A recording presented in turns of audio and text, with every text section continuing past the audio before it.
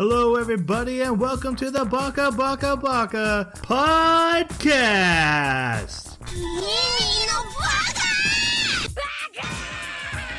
Baka. It's amazing how every time you open your mouth, you prove you're an idiot. Hello, everybody, and welcome to Baka. We are an anime podcast where every 2 weeks we watch an anime and we come to discuss it on this podcast like we're a book club in that kind of format, even though we only ever watch TV. And we are talking about anime based on a video game sequel. But don't worry, we don't understand what we're talking about either, so we'll all be on the same page. We're discussing Nier Automata version 1.1a in our podcast today. And to do so, I need the help of my co-host. And I'm going to introduce them, and they're going to tell you an anime they like or dislike so you can get a feeling for their taste as we review this anime. First up, we have the data to my Picard. It's Jeremy. Hey! So, I'm going to go a little bit out on a limb here and say that the anime I pick is live-action One Piece. I actually really enjoyed it. We watched the whole thing. And my connection to Nier is that it's just a part of a much greater whole. W-H-O-L-E. You know. Oh, yeah, I was confused. Yeah. I heard the silence and I thought that must be why. Nope, that wasn't the cause of the silence. All right, our next host. He's the Android to my iPhone, and it's Jason. Because Android is obviously superior. This in theme of what Jeremy was saying, 86 came to mind. This really got me thinking. Yeah. So, anyways, I loved 86. That was good. It's really good. And my name is Troy, and I'm gonna choose anything by Miyazaki. Castle in the Sky. It's my favorite Miyazaki thing. Only because I just got that Nature's Reclaimed stuff. It's actually, honestly probably more from the soundtrack than anything else. But yeah, I definitely get those nature vibes in a story that's not about nature at all. So yeah, I'm gonna choose. You can take anything by Miyazaki, which is not a huge litmus test. Who doesn't like Miyazaki? But I guess I'll tell you that Castle in the Sky is my favorite one, which is. And if you don't, you're a monster. No, that's true. I support that 100%. All right. Fair warning. I'm a little underprepared tonight. I didn't have any prep in my notes. You didn't have to say that. Okay. Well, it's gonna show, and they're gonna ask. Fair enough. Oh, also, special announcement. I don't think this has ever happened before. We have a birthday on the show. On the podcast host. Oh? Happy birthday, Troy. Yeah, thank you. Happy birthday, Troy. I knew that. I think it's. I was gonna have a little blower, like. Yeah. I didn't have it. Honestly, that's the reason I wasn't able to do my show notes. It was a busy day, and I was trying to have pizza and cake before the show started and didn't get time for prep. So it was birthday pizza. I get it now. And now everyone's gonna wonder what kind of monsters Jeremy and Jason are. I didn't do the show tonight. And how did we not know? We are terrible. We never adjust our schedules. I have no idea what your guys' birthdays are, so I don't know. Fair. Yeah. Fair. I don't know. My wife will go, hey, it's someone's birthday today. Okay, I will text them. Thank you. Mm-hmm. Yeah. And then immediately forget. Yep. Yep. I have no ever expectations of anyone knowing or caring. I honestly just wanted everyone to know that I did not highlight my notes this time, and it was justified. Rough. Let's do non-spoiler reviews of Nier Automata version 1.1a, the anime, not the video game. But you should mention your relationship to the video game, because I think that's going to be important. So, Jeremy, this is your pick. You go first. Yeah, so I find myself a little bit torn I like the anime. Thought it was pretty cool. But I'm coming at it from two minds. I never played the games, but I absolutely love the story of this world and the story of like the entirety of Drakengard through Nier and how that weird branching timeline thing goes. There's a video from Eruption Fang on YouTube. It's called The Complete Unabridged Timeline of Nier, and it's 6 hours and 24 minutes. And it is wonderful. I watched it a long time ago, and I just rewatched it in preparation for this so that I could refresh my memory and not be wildly inaccurate when I do bring things up. But with that in mind, you know, that's why I'm kind of coming at it from two angles. Is the things that I see in the anime, sometimes they're very subtle, and I get the references to all of the backstory, and so it's really, really cool. But at the same time, if I didn't know that, I don't know that I would think as highly of it. So I'm very much torn. I had my wife watch it with me. I asked her to. She said, yes, finally. She'd watch another anime with me. And so I do at least have that to fall back on as like, there's the opinion of somebody who has absolutely no connection to the series at all. But overall, it's pretty good. It's worth a watch, but I wouldn't expect as much. Like if you played the game, I wouldn't expect to be wowed by it. All right, Jason, your thoughts? I have not played the game. In fact, I don't know much about this world at all. I knew that our main character was an android, but I didn't pass that. So I found myself really enjoying this anime. And I really enjoy just about any piece of media that makes me think afterwards. Like I turn it off and it won't leave my brain.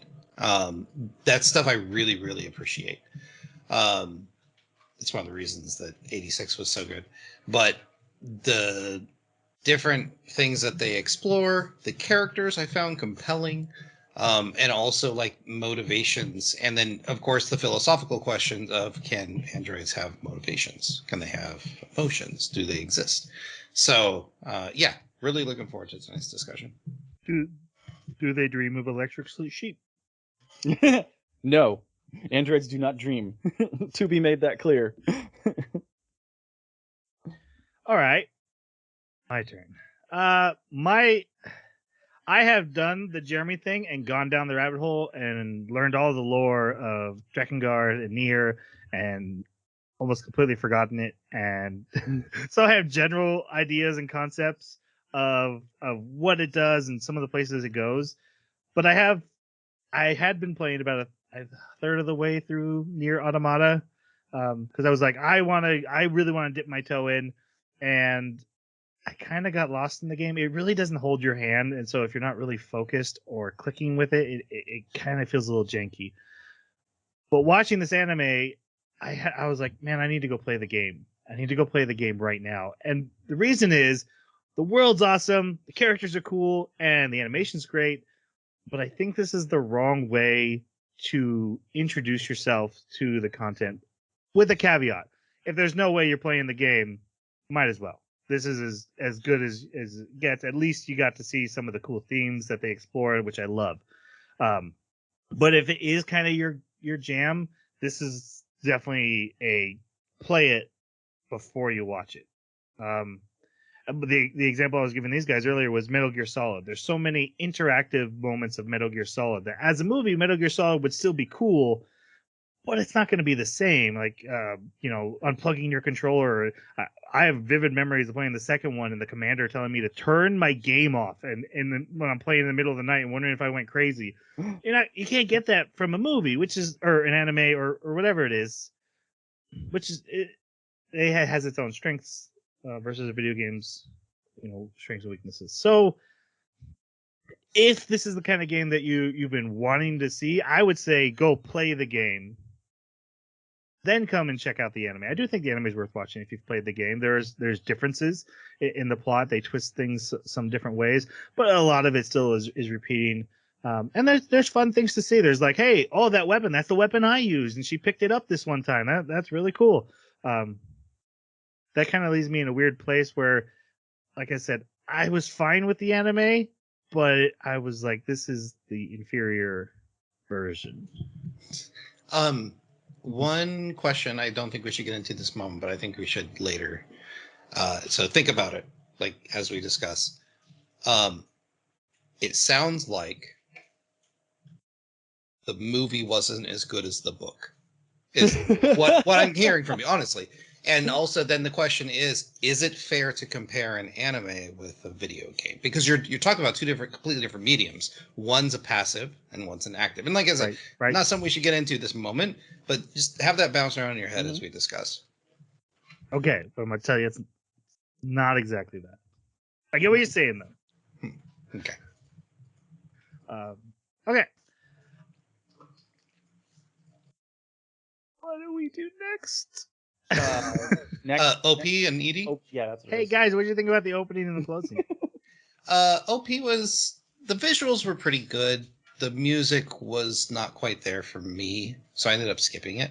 And the ED was fine. Nothing to write home about, though. Oh, I loved the OP music. Oh, you did? Okay.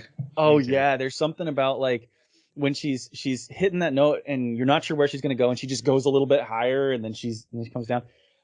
Absolutely love that. And the visuals, yeah, I thought they were good. I especially liked how the way the visuals ended. You get like this really intimate, like affectionate pose between the two main characters, and like where that plays into the anime is actually really cool. That's really neat. And then also the outro, that took me a few times. That took me a few times, but eventually I did really like the music. And I think you're kind of stuck with the outro, liking the outro, because you're gonna watch it, because you got to watch the after credit sequence. Yeah, so you're gonna listen to the outro enough times to where you're like, even if you really didn't like it at the beginning, you're like, okay, it's all right.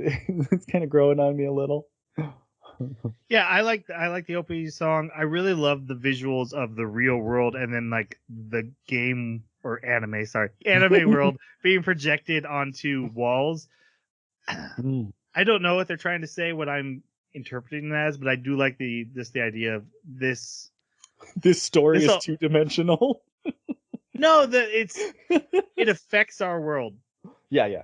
That it is this. It's not our world, but it is affecting into our world just by us seeing it.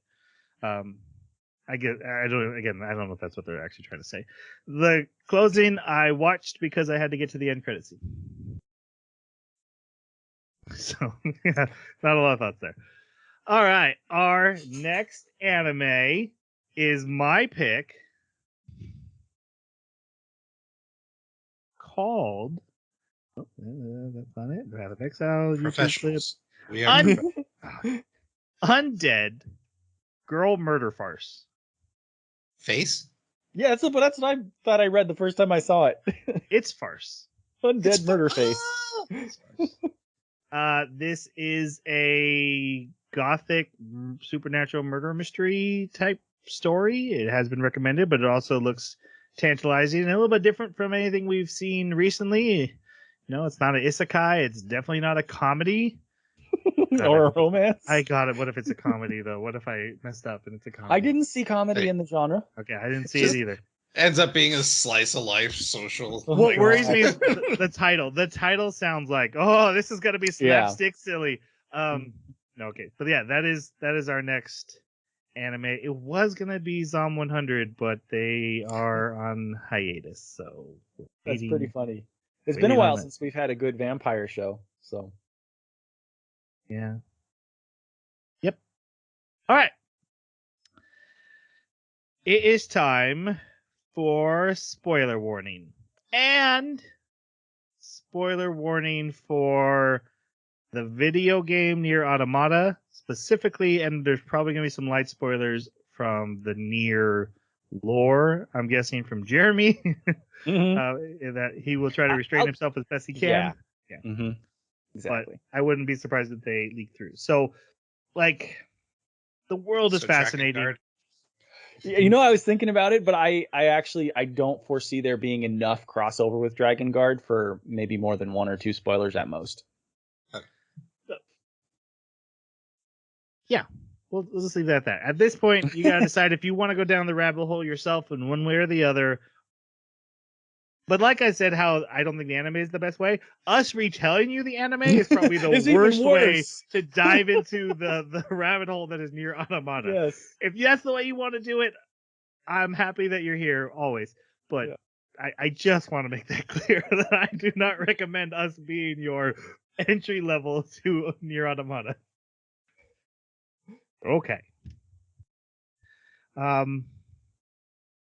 This world is our world thousands of years in the future. We're given this history in the second episode, but I'm going to give it to you now. So aliens attacked Earth with these machines. And Machine life. Yes.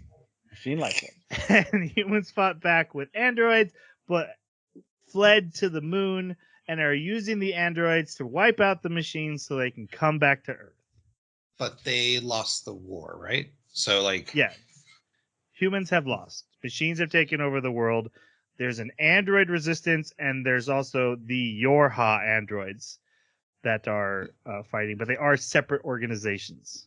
but I got the impression that these machine life forms not only replicate on a mass scale, but they outnumber the androids like hundreds of thousands to one. Is that true? Yes. And they evolve very quickly. Oh, okay. Hey, that's important. You just love getting into this story, don't you, Jeremy? Well, there's so much to it. I mean, There they're called is. life forms, right? Machine life forms instead of androids. They have a propensity to evolve a little bit faster than the androids. That's one of the reasons why the androids are losing. Thank you. Okay. So we start with our main character on what I'm stealing from a YouTuber I once heard call a Death Star run on a machine. They call them a special unit, but they're like, hey, super powerful machine monster thing. Oh, the Goliath unit? Yeah. So is this thing basically a boss in the game? It is the first boss, yes. Okay, that's what I figured. Yep. In the game, it starts. This is a bullet hell game at first, and then you go into the facility, and then it becomes an RPG and a bullet hell, and all the genres start matching. Anyway, all her unit is wiped out, and 2B has to fly at this thing alone for now. So we need to talk about our main character, 2B, or not to be. You beat me to it. It's my birthday. Let me have it. Yeah, that's right. I really liked this character. She has this stoicism of a soldier, yet you can kind of see the heart underneath, which I found fascinating for a being that proclaims to be an android. You know, is made of machine parts, but has these emotions attempting to be suppressed. And she does this throughout the entire anime, where she keeps slipping. She'll say one thing, but she acts another, right? She's like, we don't dream and emotions are forbidden, but I'm going to go help these people because it's the right thing to do, even though it's not part of my mission. So I really like the conflict in her. Plus, you know, she's a fantastic fighter. And comes a point later in the anime where she's definitely not who she seems to be. I'll just put it like that. But yeah, I enjoyed the world through this main character. Mm-hmm. And she really is like, she is the point of view for the player and for the viewer here. And so she gets a lot of attention as like, we get her personality, we get the subtlety of her. She's actually my favorite character in this season, for exactly those reasons. Whether it's an anime that I'm coming to without any knowledge of the background, or whether I've got all this knowledge, I just really like the way she behaves. She's the closest thing to an android that I'm seeing in these characters, because even though she does express some emotion, it's not effervescing. It's not like overflowing the way that 9S and some of the other like the planet bound characters, the resistance. Even yeah, some of the resistance forces, that some of them are really emotional. And so seeing this character actually be more reserved and having to deal with her emotions too. Like it looks like she struggles sometimes with them. And I like that because that's something that an android shouldn't be. If we're coming at it from like my assumed perspective of what an android would be, I would assume that emotions would be something they have trouble with. But yeah, she's one of the few that seems to not effervesce, and I really appreciate that. She's definitely an iconic character. I like her a lot. Um, like Jeremy said, she's your I'm stoic because I'm an android, but we find out she's stoic by choice because she thinks it's the rules to be stoic, and that's not really who she is. So there's this whole nother layer to her character that every once in a while peeks out when her emotions overtake her. Um, yeah, we're told I am emotionless feeling machine, but she's not. She's a completely emotional, rational being like a human. She just is, and that's fun to explore. But I will say, like when she's being the more I am cold and rational, it's just not as interesting in the moment. But that's not who she really is, so it's fun to explore deeper. One thing I should mention too is that in this world of Nier, androids you just have to accept generally that they have emotions. That's just part of the storytelling of this world. Emotion matrices it's common parlance, like, and you see them all expressing it. Even if you go back into the lore, earlier androids that you're introduced to in other parts of the series, they also have emotions. So it's been around for a very long time. And that's something where it's very different from what my expectation would be if I came in without any of that background knowledge. And that's one of the areas where like having that background knowledge makes it a little bit more palatable to me. True talk. Having played the game and seen lore in the past, again, forgetting most, when the resistance shows up, I'm like, oh, there are humans. Yeah, I know, right? For They're like indistinguishable. for like 2 episodes, and then they reveal the one character, and I was like, oh. Mm-hmm. Yeah, you can't. In the game too, that you're in the resistance. You're like, oh, the human resistance. No, they're not. But Yeah. you can't tell, which is definitely the thing they want you to be thinking about. What's the point of humans if there's no difference in the way they're acting, behaving, engaging? All right, and then we meet our secondary primary protagonist, depending on what part you're in the game. Spoiler. 9S. And so we see him. He's already there. He's a scout unit, which is what the S stands for, or scanner unit. Sorry, I know you. Hurts. And he was there to scan and help this team coming in, but now it's only 2B. So he goes off to help her in this battle, and he is like I said, our secondary character. What are your thoughts on him? I didn't like him much at first, but man, did he grow on me fast. He is much more cavalier with his emotions. He's very much willing to just put everybody and anybody above himself. And he's also has this deep trauma and anger towards the machine life forms. I really liked the way he explained it, his rage about it, because he's like, how can we stop fighting when I've had so many comrades fall to these things? Like, and then like he's got real soldier PTSD going on, which again leans into that androids have emotions and androids are near indistinguishable from humans. And I think the other thing that really gets me about him is his curiosity, and how it will get him into trouble. And it almost makes him, it's like on one side he's very adult and commanding, but then on the other side he's almost childlike. And so he was really fun to watch as well.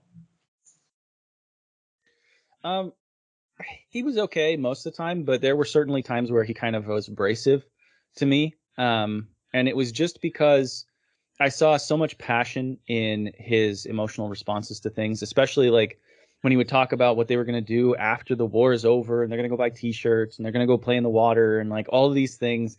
And he's so much joy and energy about it. And then at the same time, he's always like ready to like stab the machines that are saying, please, no, scary, I'm sorry, please, please, please spare my daughter. Like all of these things where even his pod, like the little dude that's floating around and helping him, his support machine, not machine, his support robot. There's these terms, is saying, wait a minute.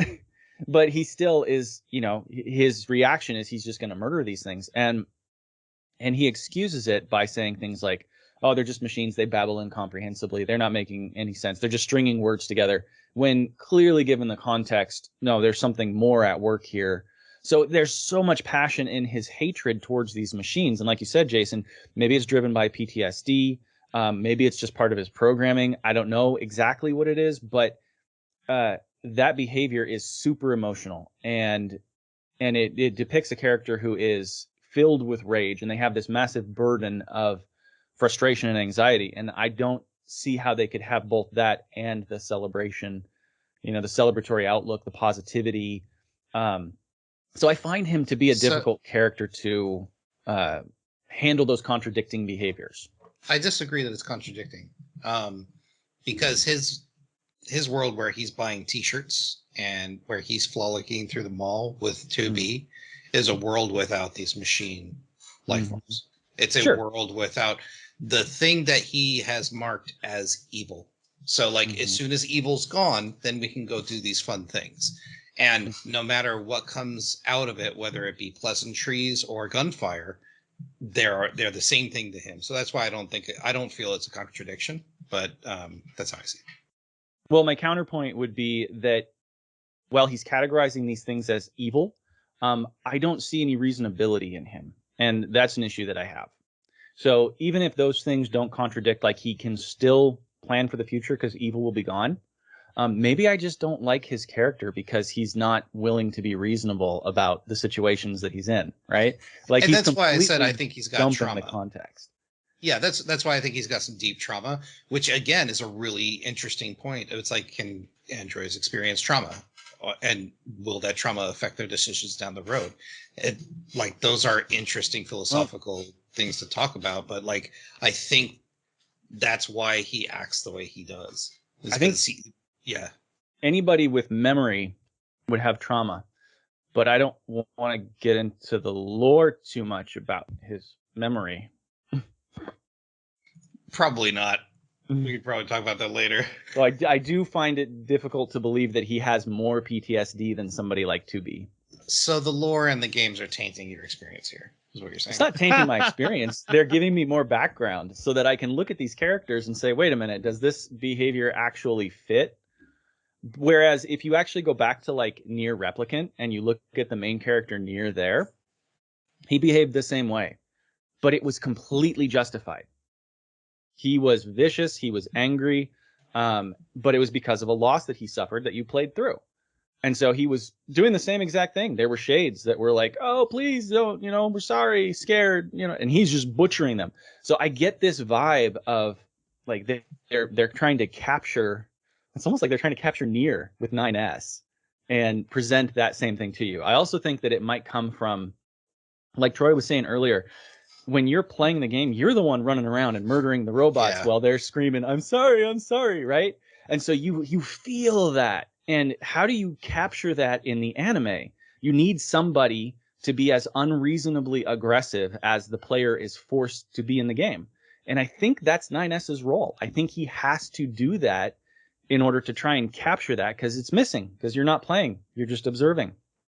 And so it's definitely an artificiality if you compare it to the character that you see in the game up until a certain point. The character certainly does flip a switch at a certain point and become this way, but during this phase of the story, it's not who 9S was. Right. was my biggest takeaway from playing the game is 9S. 9S is just looking to live his life, and yeah, we'll do these missions. That's and I'm in the first half of the game before you play as 9S, and I know things change after that. But in that first part of the game, which is what this anime is focused on, kind of, Mm-hmm.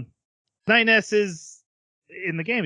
He makes the comment about the t-shirts, but you don't really stop and do it. It's as you're running through, so he's less expressive. He's not stopping and like getting blushy or being over the top. But not that I mind that. And the hatred for the machines is just not there. It just isn't in the game. What I was thinking while watching this is, why did they make that change? And it had a purpose. And I do think Jeremy's right, because they have to find some way to simulate what you're doing as the player. That, yeah, well, I need that XP and the the loot you're gonna drop. So yeah, sorry, Yeah. boom, you're dead. That's a really interesting take. I hadn't thought of that. Like I said, I figured there was a reason for this change. I just didn't really, and I like that theory as good as any. Like I said, he's a little bit more than the 9S I'm used to, and I do think it is a little more thought provoking that how he hates in the anime so much. And I also see him as someone who's fully drank the Kool-Aid. 2B views this world as, this is an endless loop that I'm stuck in. Mm-hmm. And that's why she doesn't like allow herself to have pleasure or happiness or sorrow, because she's going to be back here tomorrow fighting a different machine, losing more friends. There's no point in feeling sad or happy about it, because it's just going to repeat. Not Groundhog Day repeat, but just like it's an endless cycle I'm trapped in. 9S believes we're gonna win this war tomorrow, and we're coming home. We're going to the mall to shop.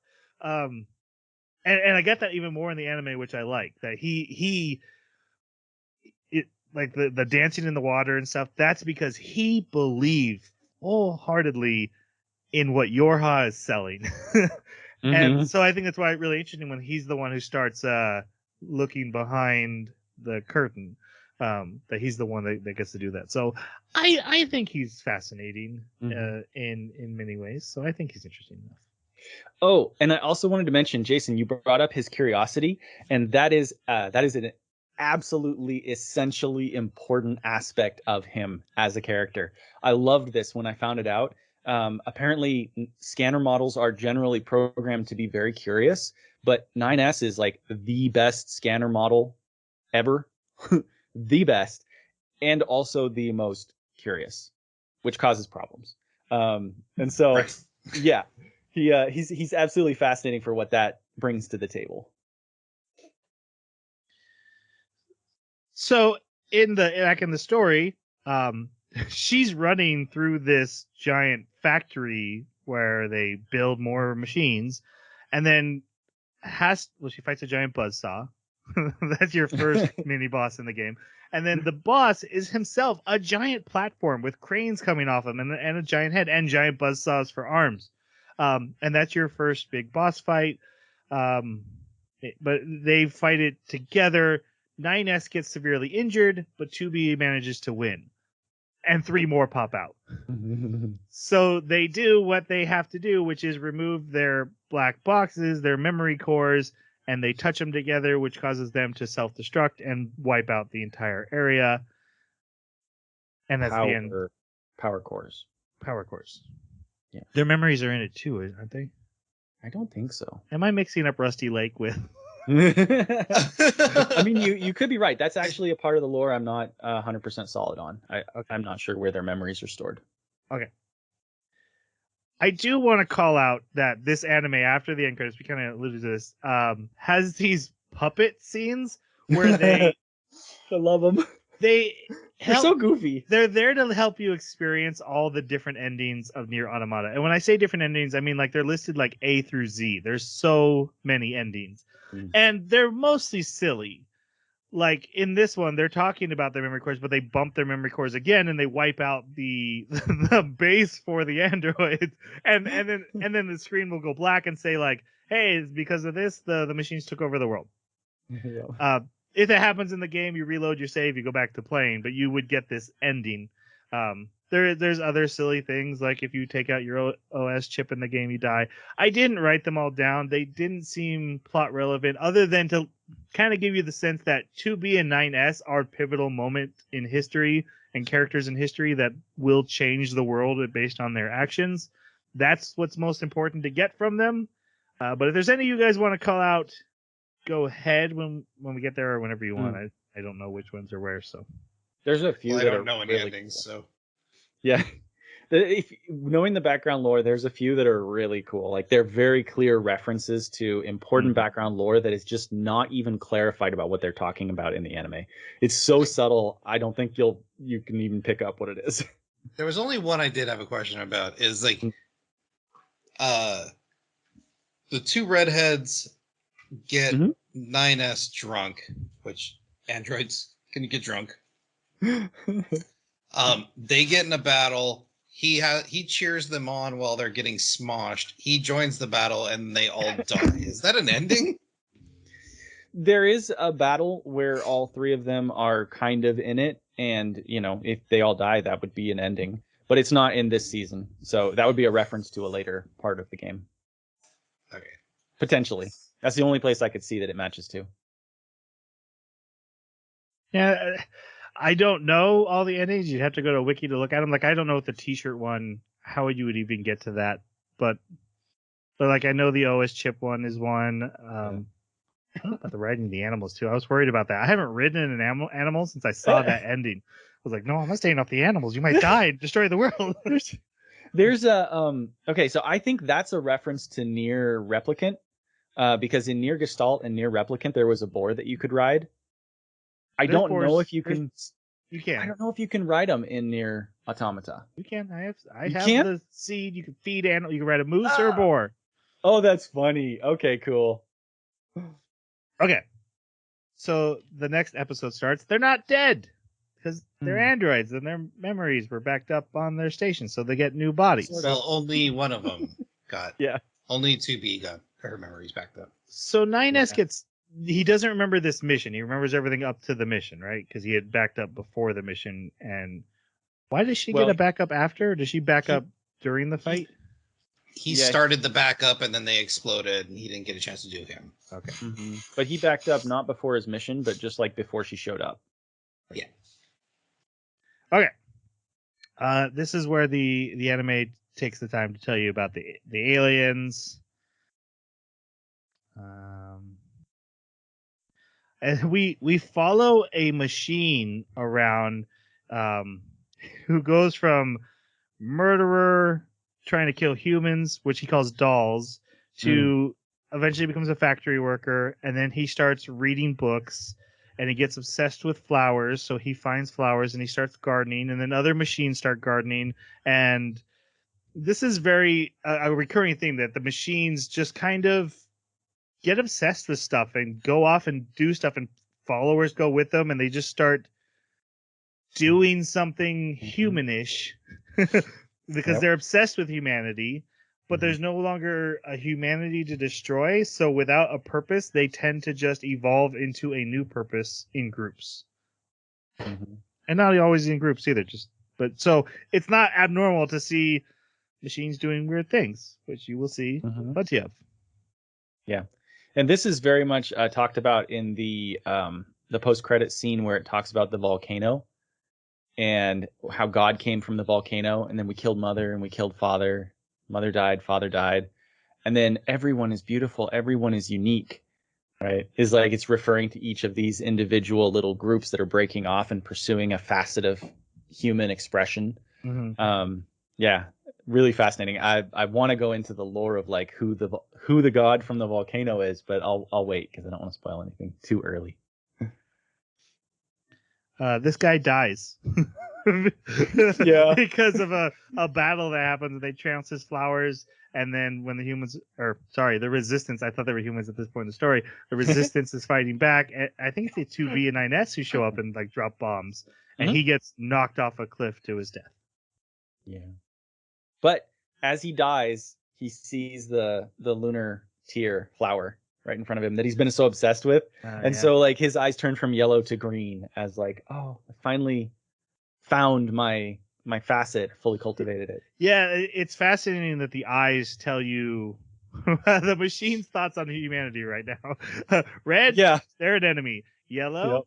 they're just kind of doing their own thing. Green, they're an ally. Yep. Video Uh, game standards, right? Yep.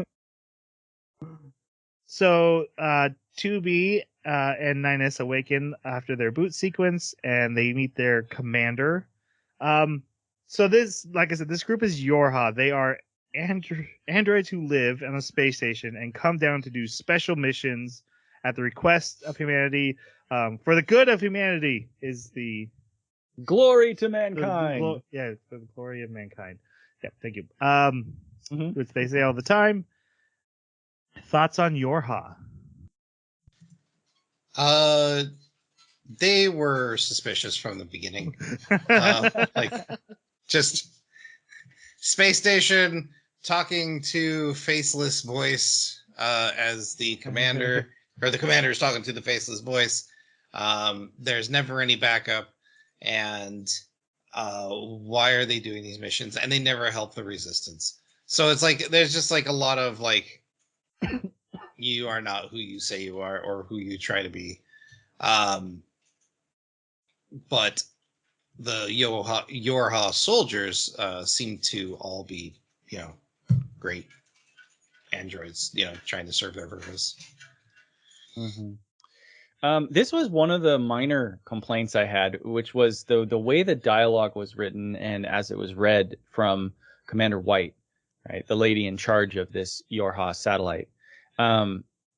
Sometimes it just really felt like exposition, and there was just no reason for her to explain some of the decisions that she was making. We don't hear anybody ask a question or anything. It's like she's musing out loud about the calls that she's making, and I found that really like immersion breaking, because I was expecting, okay, she's the commander of these really elite android forces. She herself is an elite commander to be over them.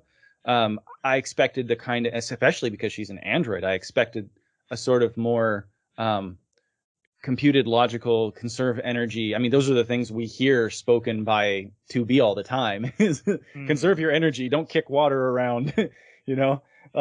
I would expect something like that from the commander, where she's not like, subordinates don't need to know the commander's goals, reasons, justifications, why they're doing what they're doing. That actually is an entry point for potential problems in the mission being fulfilled.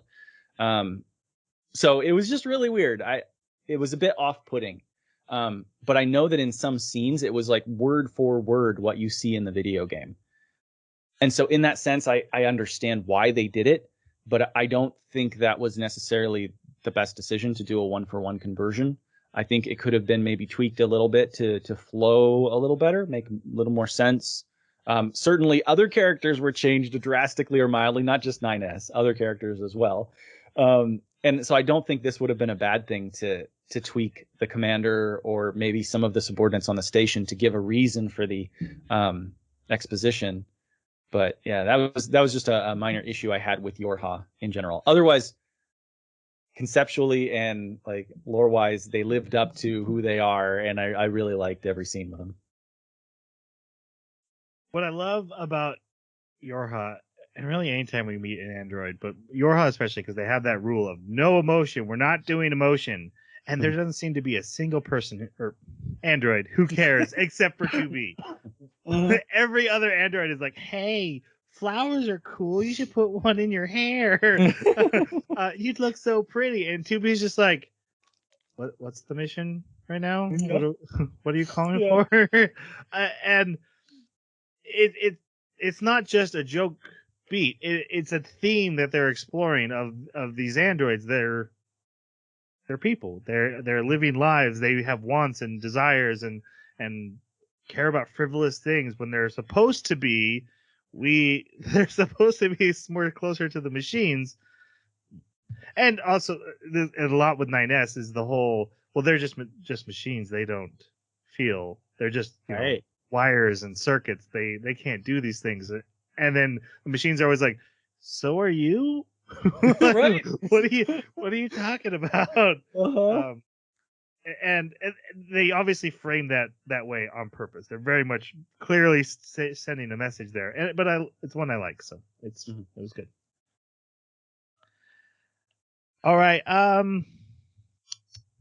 flowers, and they go down, and they blow up those flowers. That's what happens. And they meet the resistance, not the humans, like my notes are saying right now. They meet the resistance, and the resistance leader, Lily, who is not the resistance leader that I knew. She's new. Thoughts on Lily? Her story is really fascinating.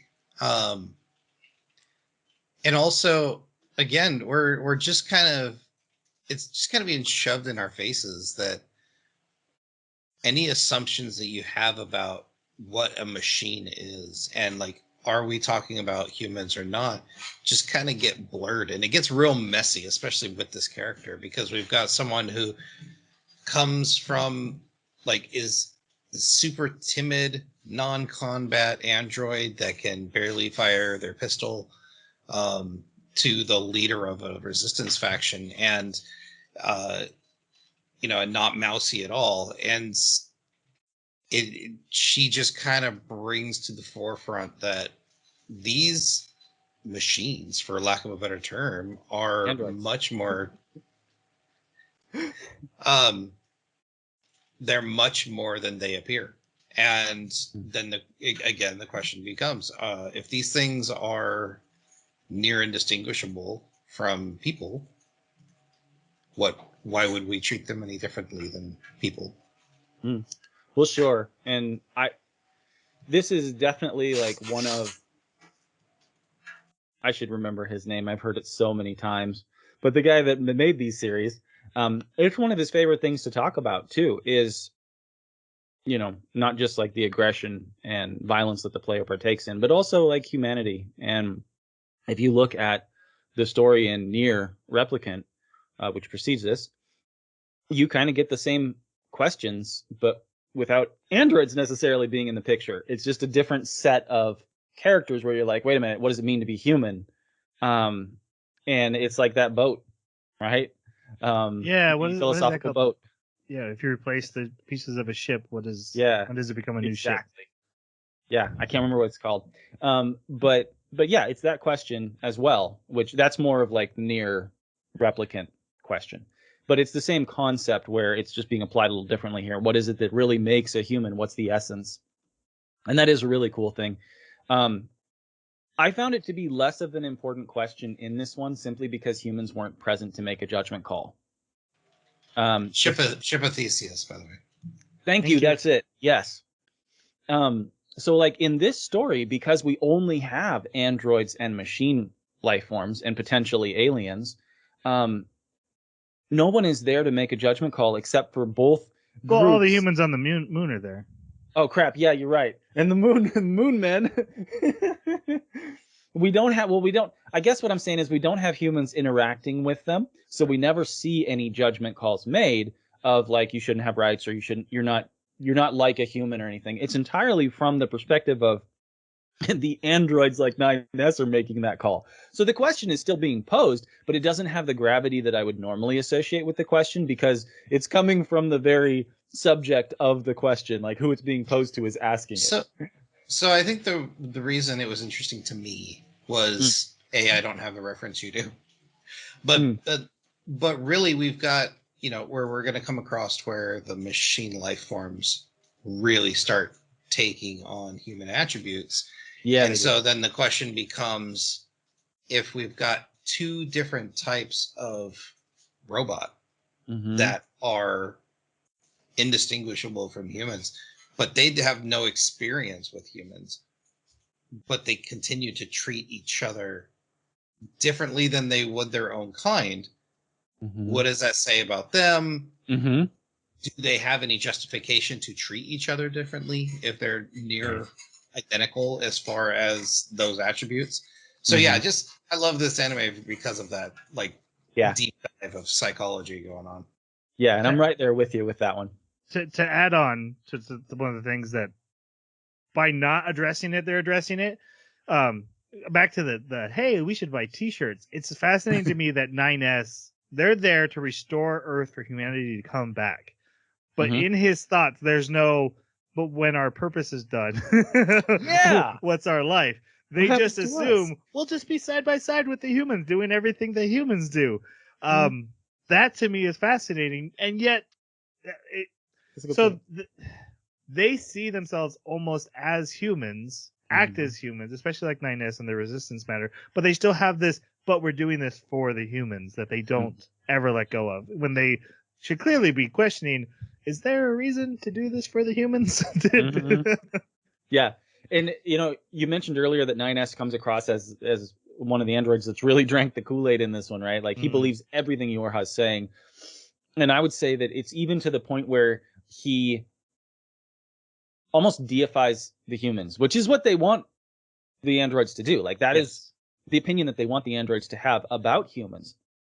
But we don't necessarily see that from a lot of other androids. We certainly don't see it from the resistance group. Lily, actually, they make a point of showing us that she goes over and turns the radio off when the radio starts having a broadcast about how, what we're doing for the humans. She's like, nope, I'm tired of this. I'm turning that crap off. Nothing good ever came from you. Mm-hmm.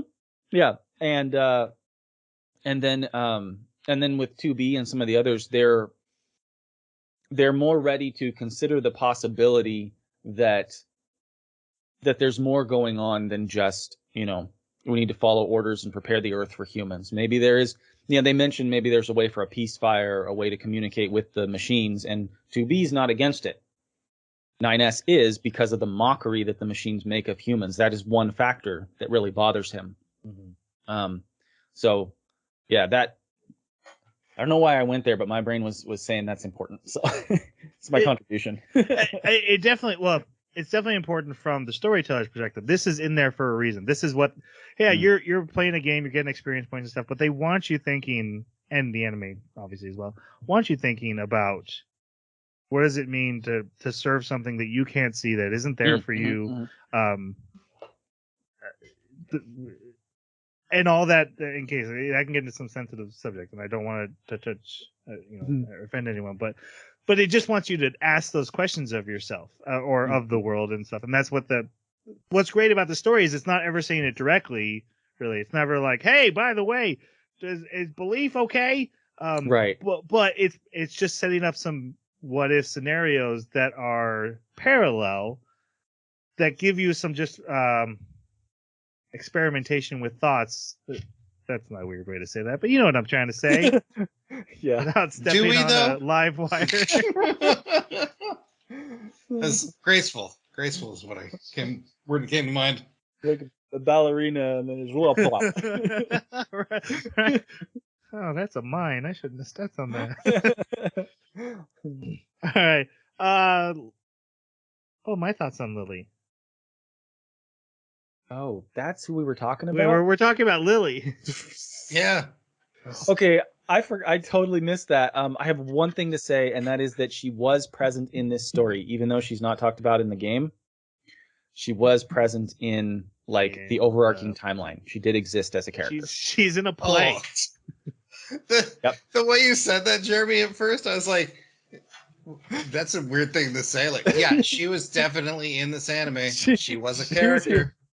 She was. I saw her. I know I did. It's No, like, okay, anything else? That's it. That's all that matters about Lily. No, and she had gravity powers in the other story. Okay. So that was that. I kept waiting to see, like, okay, come on, Lily, do something. Show us your gravity powers. She never did. That was sad. I don't know if they just changed the character because they made her later on after the game, or like she's more interesting, let's make her the leader, or if they're trying to say something with her being the leader. But it is a major change from the game. One of the few. The game and the story go very much parallel. Within but the story you pass along the way is a completely different story. That's a weird, but yeah, there's the same human resistance. You do the same interactions with them in the game, but the leader is just a different character. And one from the flashback of characters that Lily knew. It's one of those. She survived in the game, is now the leader of the resistance. That's fascinating to me. but I don't have an answer for it or what it means. I just think it's cool. And so, as for Lily, I thought she was an interesting character. I was hoping for a little bit more. I think from her backstory and her connection to 2B, kept waiting for is this a time travel thing? Is this a Groundhog Day thing? It's not, but it was. She was still interesting and fun to watch. Mm-hmm. Let's talk about Jackass. Pardon my language. I like this character a lot. Because every time she comes, and this is one of the things that I assumed that the Resistance was androids, but she was the first one to make me second guess myself. Wait, are these humans? Because she wanted to take apart literally everything. Mm-hmm. If she hadn't seen it before, she wants to take it apart. She asks 2B if she could take apart her pod. her pod. Mm-hmm. She asks if she can just straight up take apart a 9S. Uh-huh. She wants to catch a fish because she wants to experiment on it. She's just kind of wild, and I really appreciated that in this kind of somber story that she was able to contribute in decent ways, but she was also really good comedic beats. So yeah, I really enjoyed whenever she was on the screen. I found her a little bit overbearing sometimes, but most of the time I really liked her. I think probably one of my favorite moments was when the pods are observing her for the first time, and she's saying, "Oh, give me more data, give me." And one of them says, "Proposal, destroy this one." And then the other pod, a few moments later, is like, "Proposal, she should be destroyed." Basically, I was cracking up because I was like, "Whoa." I can't believe the pods would actually get to just come out and do it. Good dry humor. Really enjoyed that. Yeah, I like her comedic bit. I really hate her side missions in the game, so I cringed a little bit when I saw her. Otherwise, but yeah, in the anime, she was very funny and I felt worked effectively to add a little bit of humor, which we've been talking about heavy themes and they're they killed each other and stuff. There's some really good sight gags and fun. There's this very silly thread that runs through the whole thing where it doesn't take itself too seriously. I mean, 2B wears a gothic Lolita dress and they wear blindfolds at almost all times. And they're like, "Can you see through the blindfolds?" They're special goggles. And I was like, "No, come on. just admit you have a kink and let's move on." Yeah. I was telling Tanya that I tried to look up what is the justification in the lore for why they're dressed the way they are. Just because I'm curious. There's got to be some kind of justification. There's so much in the lore. I didn't think that would be left out. And the justification is just that the androids are fascinated by human fashion, and so this is just their uniform is based off of what they imagine humans liked. And I'm like, okay, so you don't have a justification at all, which I'm totally fine with. It's great. And It's like, a hey, cool 9S character design. It'd be cool. 9S said that it was a visor, but it looks like a piece of cloth. Yeah, it basically is. And no, and it comes off as a cloth. They pull them off. They cut open. There's no screen or anything we ever see. Which, I mean, if we want to get technical, there is flexible LCDs even today. So they could have sure. But like you said, just admit what it is. You like it. That's all it is. It's fine. In the sci-fi world, it okay, fine. But yeah, it was like, okay, you just wanted to have characters wearing blindfolds because you thought it looked cool. It's fine. Yeah. Yep. That was a question I had. Does 2B wear two of them? I think it's one, but yeah, it is. It's definitely it's got because it looks like she's got one that's only on half of her face, and then she's got another one covering it. There is a moment where you see the thing get cut away, and it's just one cloth falls. I don't see two separate ones, so I think it's just one, but it's cut weird. Okay. They head out to the desert with JA. And we're told they're not actually there to help the resistance. They're there to use the resistance as a decoy so that they can go do their missions. And if someone's got to die, well, at least the resistance is standing right there and they can take the bullets. And JA figures this out in their quest out to the desert and promises not to tell anyone. But yeah, so just to kind of set up the relationship they're supposed to have with the Resistance, which doesn't actually play out. But then they're attacked in the desert by some weird-looking machines, desert machines, and they fight them off. And JA goes chasing after them because she wants to study. The one ran away, which machines aren't supposed to do, right? They attack till they die. They are kamikaze almost all the time. This one's like, "Oh no, we lost. I'm scared." And scared, and they talk weird. They repeat a lot. They're not even supposed to be able to talk, so the fact that they are talking is they're like babbling, like scared, scared, run, run, run, scared. Yeah. I want to talk about the machines for a second. Of the hundred of things to get into, their design is so baffling to me that before I ever played the game, I was like, no, that can't be the enemy. Those are like NPCs on the side, right? And then I like fight like cool looking robots, and there's just these frumpy oil cans with balls for heads, and like what a 5-year-old draws a robot to look like. But they make it work in the sense of this world, and that they are.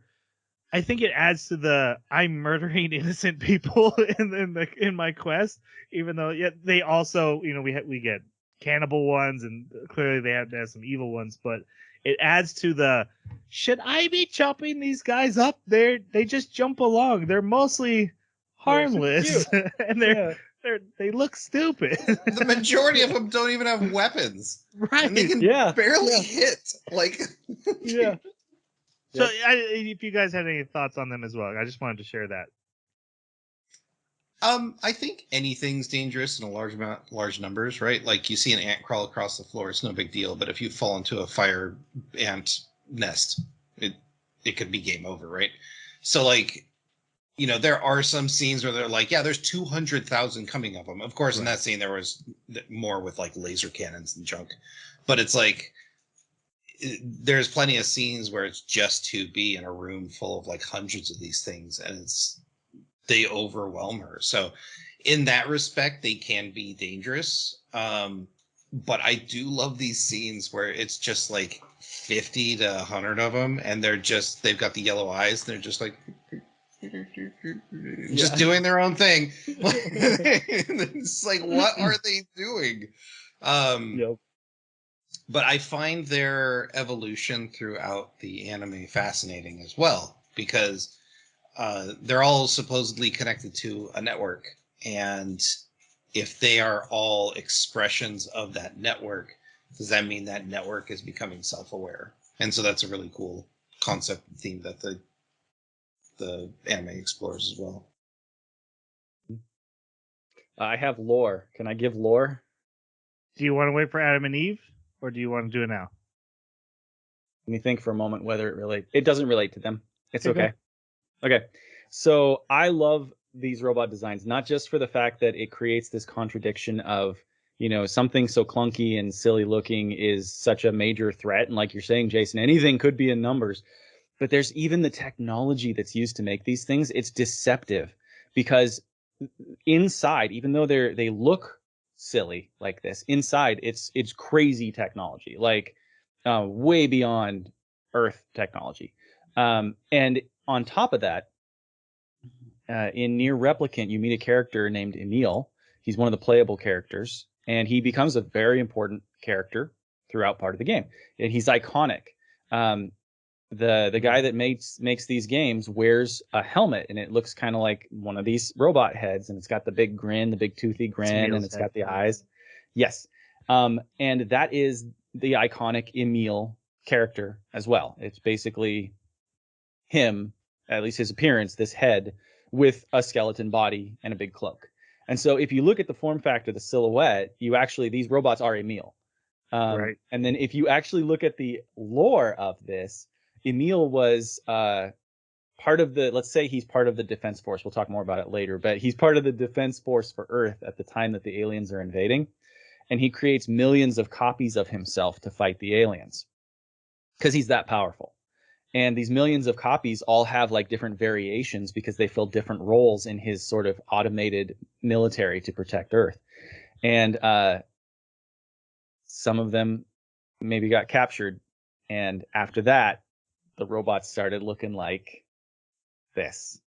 Whereas if you look at the other robot we saw earlier, we see later, Pascal. Pascal, yeah, that's Pascal's right. got a That's very different design. So there's something to that where these robots are designed after a very important character from the previous game. Mm-hmm. Who's going to come back up again? Not too long. Yep. All right, into the desert we go. Chasing these robots, we find something, but then they fall down a hole. I forget what they We find an android impaled on a stake. Okay, and then they fall down the hole. There's androids down there too, right?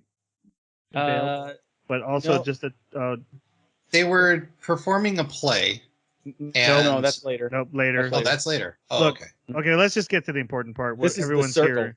Yeah. Yeah. We find a bunch of machines doing what they think humans had to do to make babies. Love, fun. Doing fun love. In various acts, some don't make sense, some definitely made sense, some but again, it's these frumpy canned ball head robots with nothing that works for this, just going through this process because that's what humans did. It's both hilarious and then turns into one of the scariest, or close to scary as this intense scenes this gets.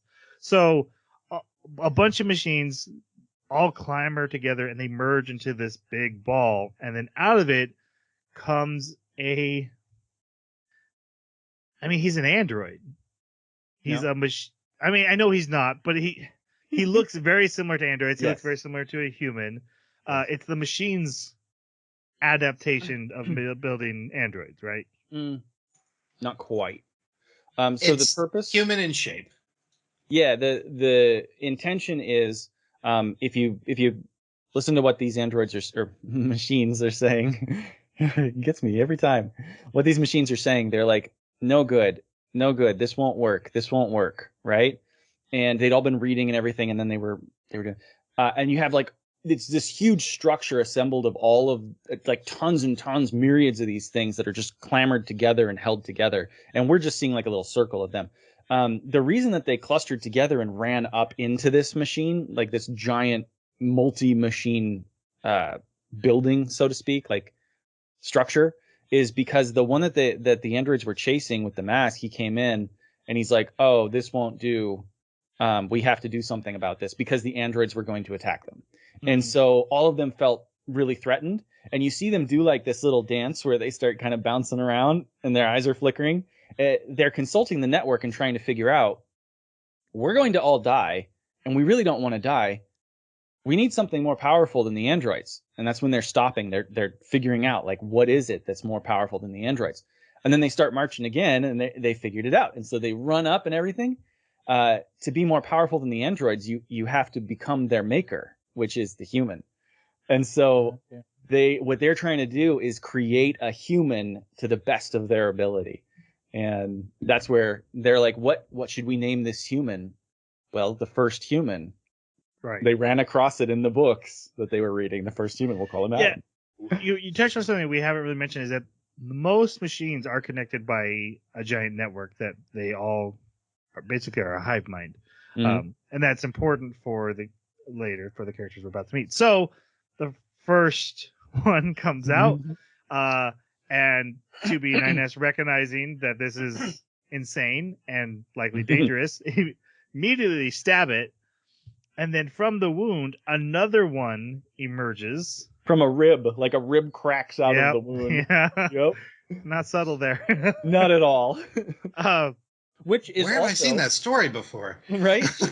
So again, what happened here is, like, Adam appeared and he's trying to figure out, he's trying to learn because he's a newborn. He's trying to figure out what's happening, but he's learning really, really fast. And so he's like, why shoot bullets? Why fight? And then he doesn't have an opportunity to do much more than that. And so then as he's dying, because he's still connected in this process of formation, he consults the network again and says, I need another entity. And so this new entity comes out of his rib, just like the story, right? And it's going to be Eve.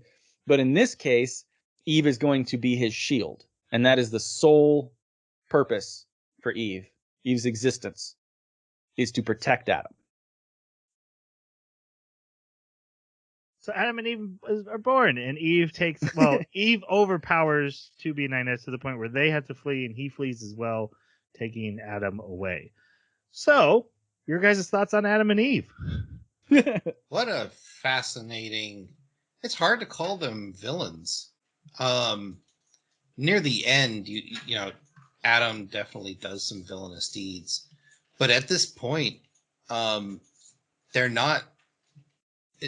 Like there's a ton of, well, not a ton, but there's a bunch of scenes where Adam and Eve are sitting at this table and they're talking to each other, and there's no scheming to destroy the resistance. There's no grandiose plans of ruling the world. There's no animus for destruction. They're just talking about reading books and what did the humans do, and we should do this because that's what the humans did. There, and it's very nonchalant, and I really thought that was strange. And it also kind of puts this mindset of where they believe the war is or is not, almost as if they don't think they're in a war. There's just some conflict out there, and it doesn't really matter because we're the machine life forms. Mm-hmm. And we own this place anyways. Yeah. They're just kind of ants that keep shooting at us from time to time. Mm-hmm. There's nearly no consideration of them until 2B and 9S insert themselves into their lives. So yeah, I found these two fascinating. Also, like, one's childlike, and then one's very much trying to be the upper echelons of human civilization. And then I think the most powerful part, which we'll get to, is the experiencing grief and what it meant for them, and then what it also meant for the androids. Again, fascinating stuff. It's like, what does that even mean for somebody that, or something that's not a person, and also the thing they're grieving over just lost some memories. Like, you know, memories are important. Oh yeah, absolutely. And those thoughts, like, you know, memories make the person, and those experiences, and have basically losing those experiences. So yeah, all of that based off these two characters, Adam and Eve, I thought were a great addition. Mm-hmm.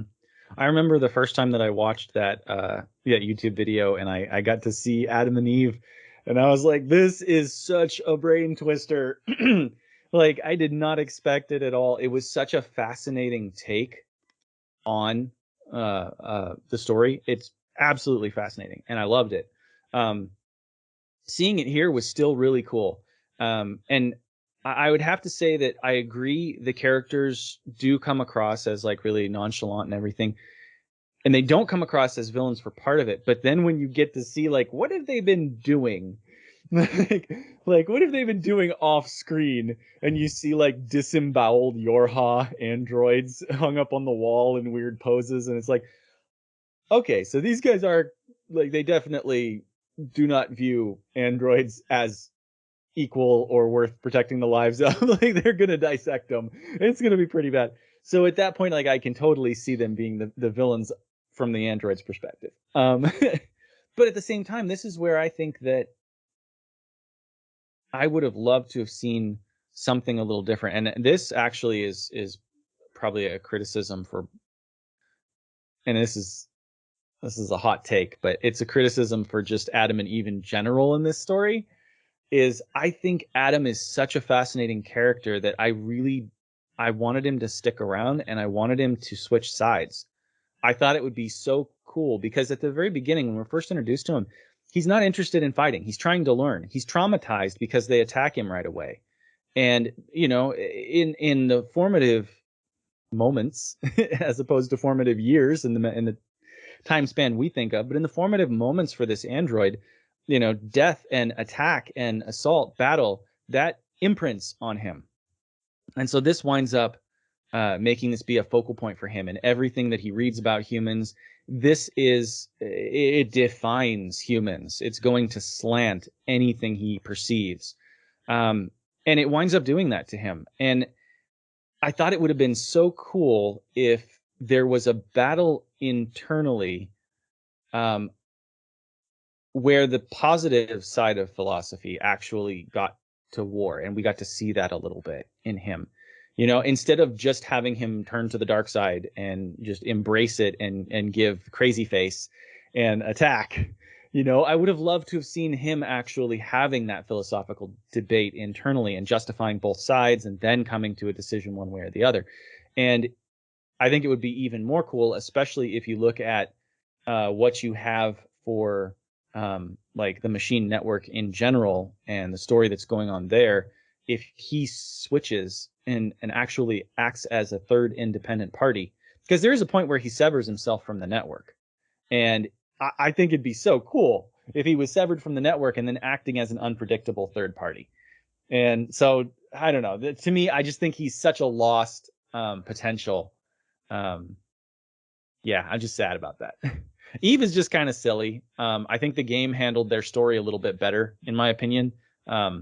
It made more sense the way that Eve behaves, since the order of things is different. It's reversed what happens. But yeah, so I've rambled enough. 1 second. Okay. Sorry. Cool bad guys are cool. I don't have too much. I don't have too much to add to what you guys have said, at least at this point, because there's some points where the story diverges, which I think are interesting. But I'll say my one thing that really caught my attention, that really pulls a lot of my thought for these characters, is how Adam insists he be called older brother, which to me wasn't just Elder? like, hey, elder brother, whichever. Come on, Don't call me Nichan. Call me Nissan. but Sorry, I watched the most of it in English, and then they stopped doing English at episode 10, and I was really sad. I watched Aw. Actually, I was doing English, but they weren't translating all the Japanese words in the cards, like at the ending. So I switched over to subtitles so they would show this. Anyway, it is implied of like, hey, this is the term of affection. I think it's very much I'm better than you, and it needs to be acknowledged at all times. Very much so. Which was fascinating for a guy who was just born and saved by the other guy, and is supposed to be representing humanity. And the biggest aspect that I'm seeing is ego. Ego is overtaking everything about him. He's fascinated with humanity. He wants to know about everything. And then, yeah, I'll play with you.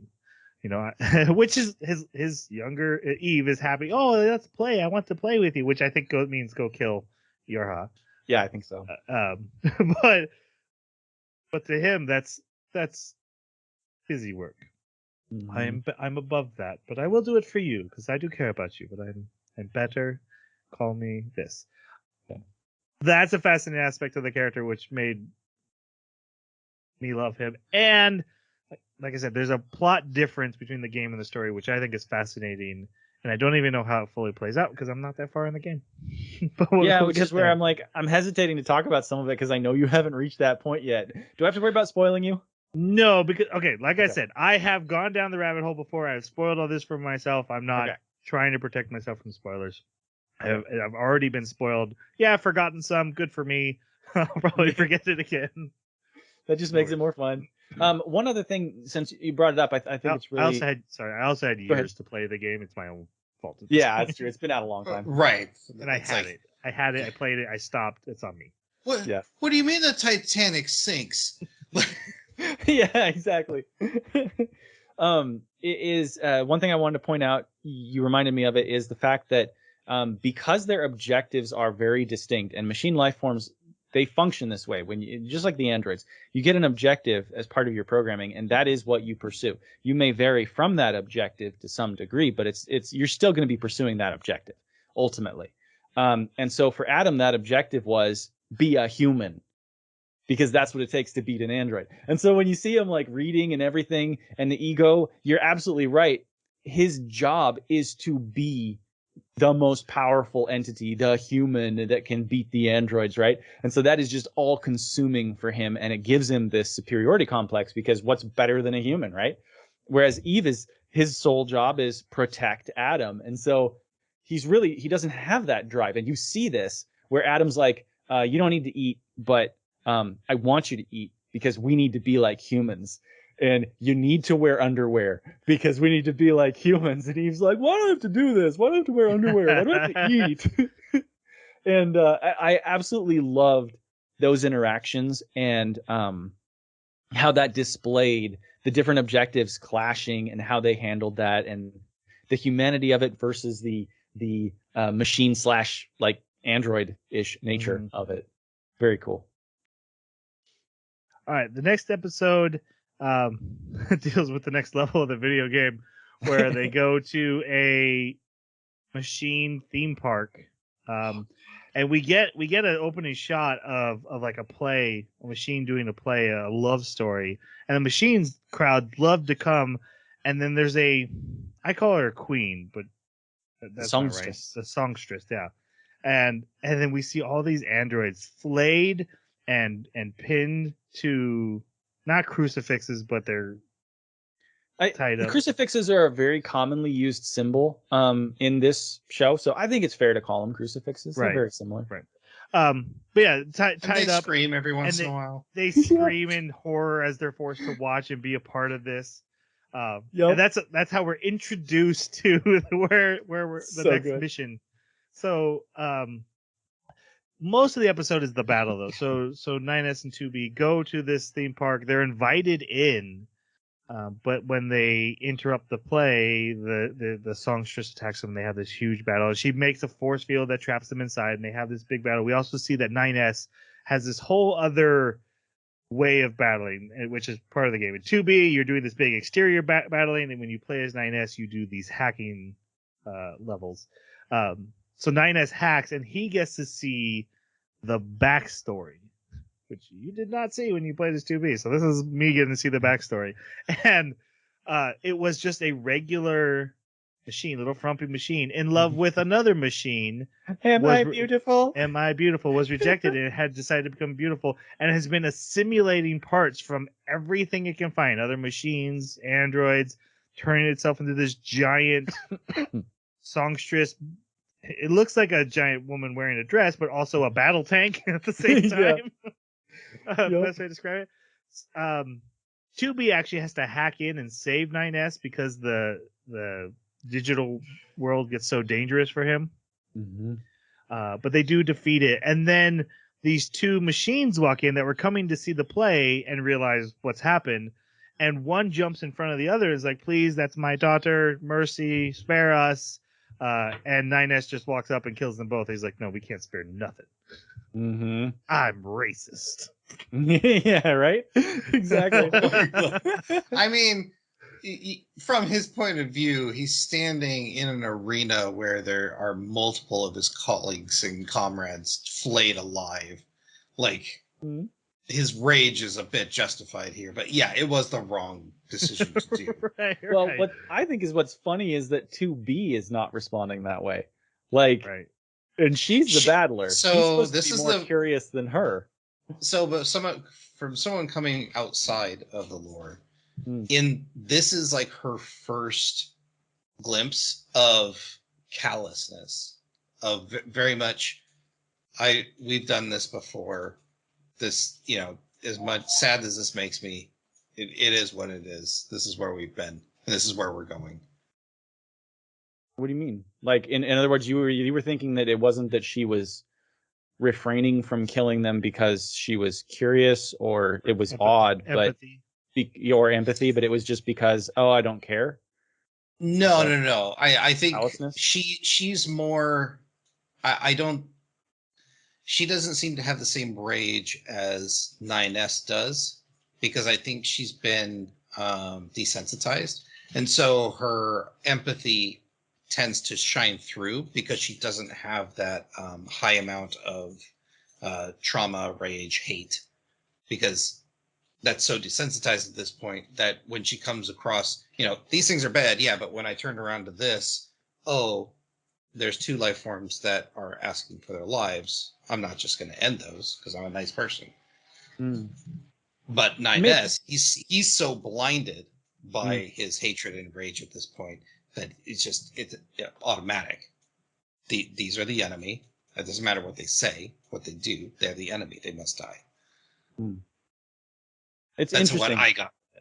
Yeah, that's an interesting take. Okay. Next episode. They are given a delivery mission by the Resistance, 2B and 9S, to a machine village, and they're like, machine village. They're like, yeah, these are actually allies of machines that we have made, and we supply them with these, and they supply us with these, and so we trade back and forth. Oil. I love that they're delivering oil. Oh god, it was so funny. Like the first time we're introduced to 9S, he's watching as one of these machine life forms like walks over with a bucket of oil and pours it on another dead machine life form. I just love it. Like that's what the oil's used for. So they travel to this village, and we meet the character Pascal, who we will, in this episode, we'll find out was a older war machine, who had an epiphany, and we'll get to the epiphany in a moment. And then this, after seeing comrades continue to fall, it's like, this doesn't have a purpose. This isn't the life I want, and disconnected from the network and became independent, and then has been taking in other machines who do similar. They reg off the network, and they have founded a peaceful community and want to live Called in Zion, peace. under the ground. Oh, wrong story. Yeah, disconnected from the network. Yeah, no, I got it. I got the reference. Come on. No, it was bad, but it's all right. Oh. Thoughts on Pascal? It's Nier, not Neo. Oh. Yeah. I found this part interesting, because again, now we're watching the slow evolution and development of the machine life forms that have basically won the planet and are now looking for a purpose beyond, I'm going to go continue to hunt down the remaining resistance members. And they're finding, and again, if you take it into the context of they're all connected to the same network, like hive mind wise, does that mean there's just like certain parts of the hive mind that are like, if I was in these shoes, I would probably disconnect and go do my own thing, and then that part just does it, right? So, and also this village is adorable because all of them are like trying to live out lives, but also you have all of these robots that are all the same size, but some of them play as, father, mother, and then some of them play daughter, child, and some of them act like children fighting over a toy or whatever. So it's funny. It's mostly a comedic show, but there's also this underpinning of like these things are attempting to replicate human behavior, but it's just not right. There's something uncanny about it. Yeah. This is the pacifist village, and it is fascinating to watch like how these characters behave. And I think this is another aspect where this particular author likes to point out the, I don't know, irony or contradiction or even similarity, right, between how if you want to be a pacifist, you're still going to have conflict. You cannot avoid conflict. And so we see that with the children when they have the music box and they're fighting over the music box and they start getting aggressive and they start getting physical. They're going to have physical violence. They want to punch each other. But isn't that violating pacifism? Like the entire role and rule of this village.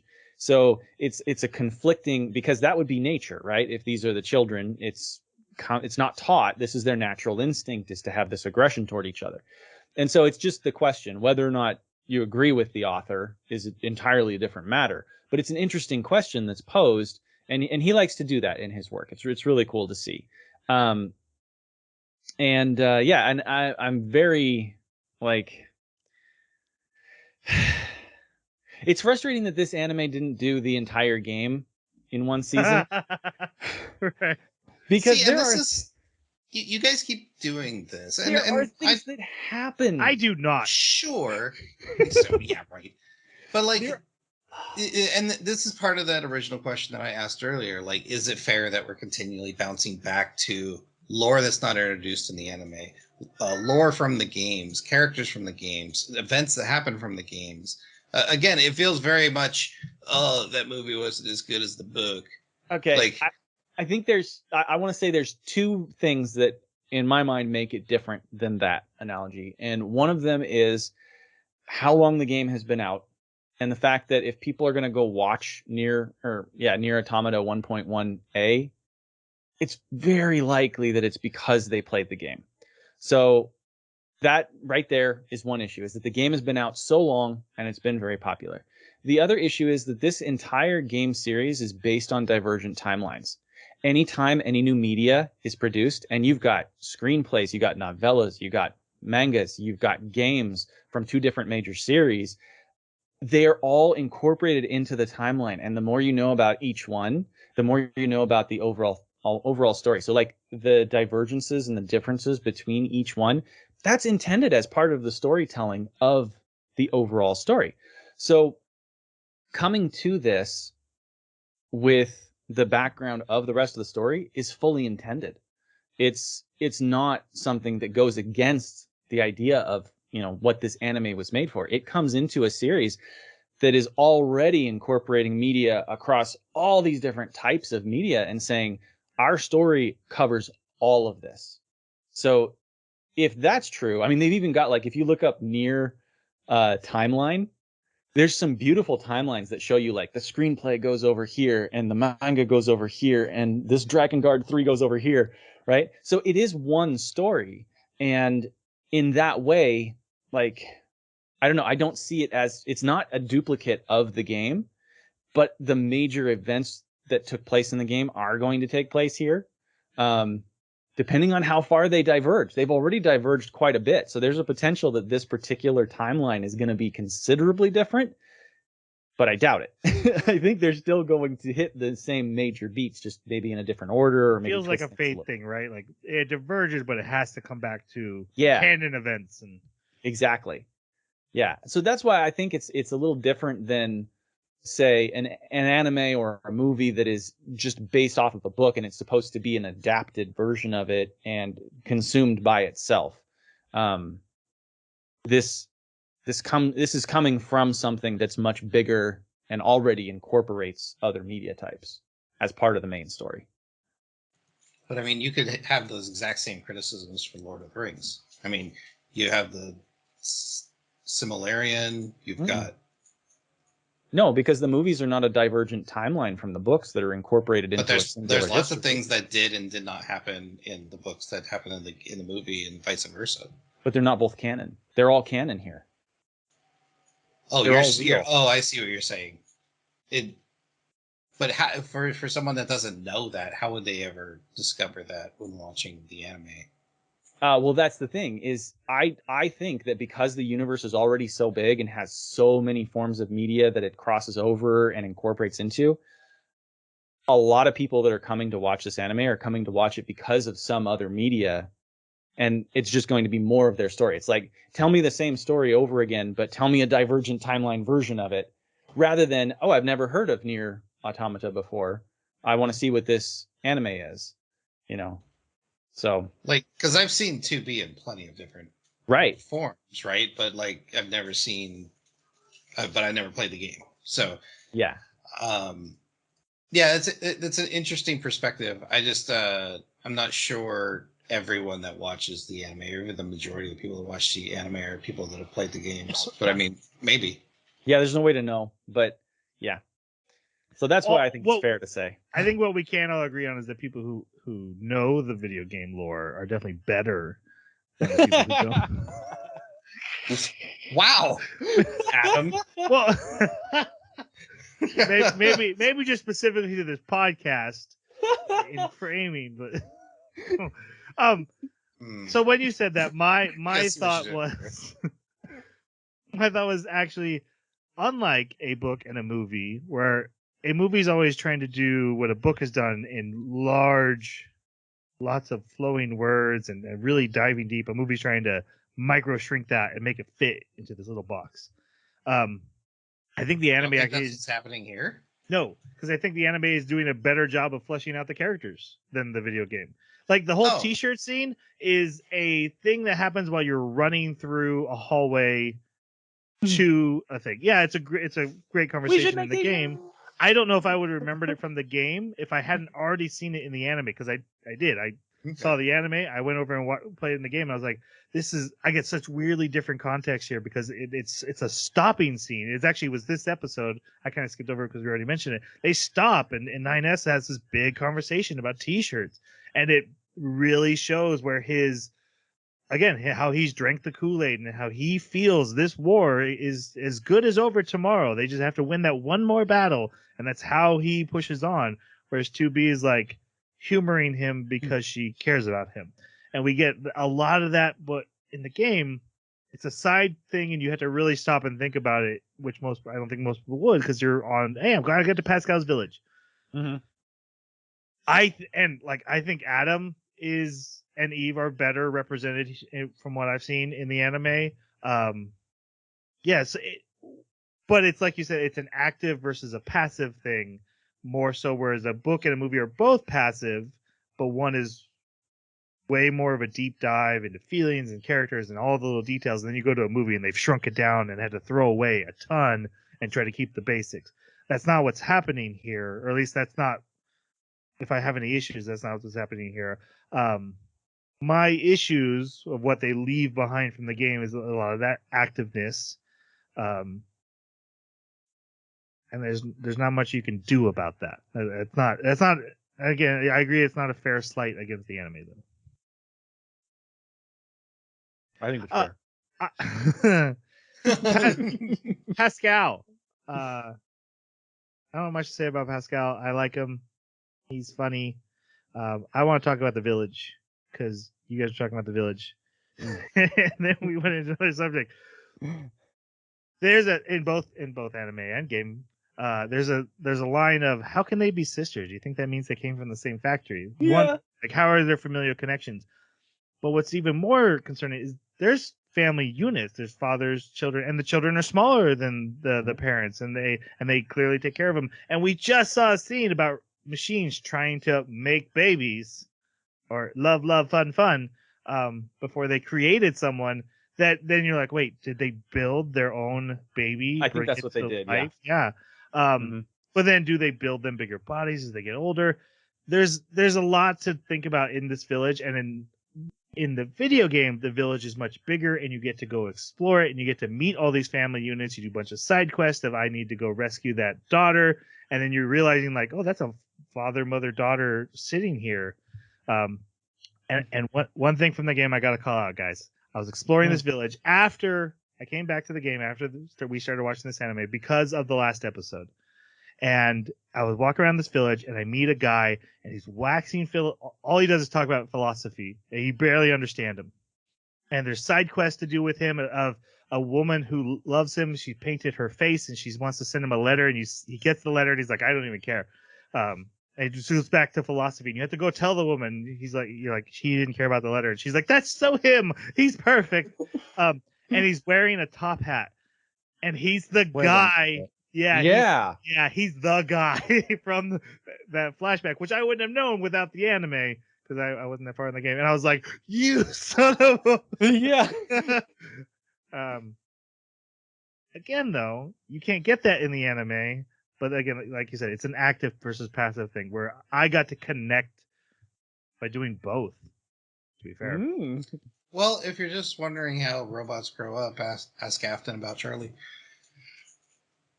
That's a deep cut. It's a FNAF. We're not Markiplier, man. We can't do that. All right. Markiplier doesn't. He's not into the lore. That's a MatPat thing. Yeah, well, MatPat's writers are super into lore. Let's go there. I told you, we're starting to fight with MatPat. Hot take.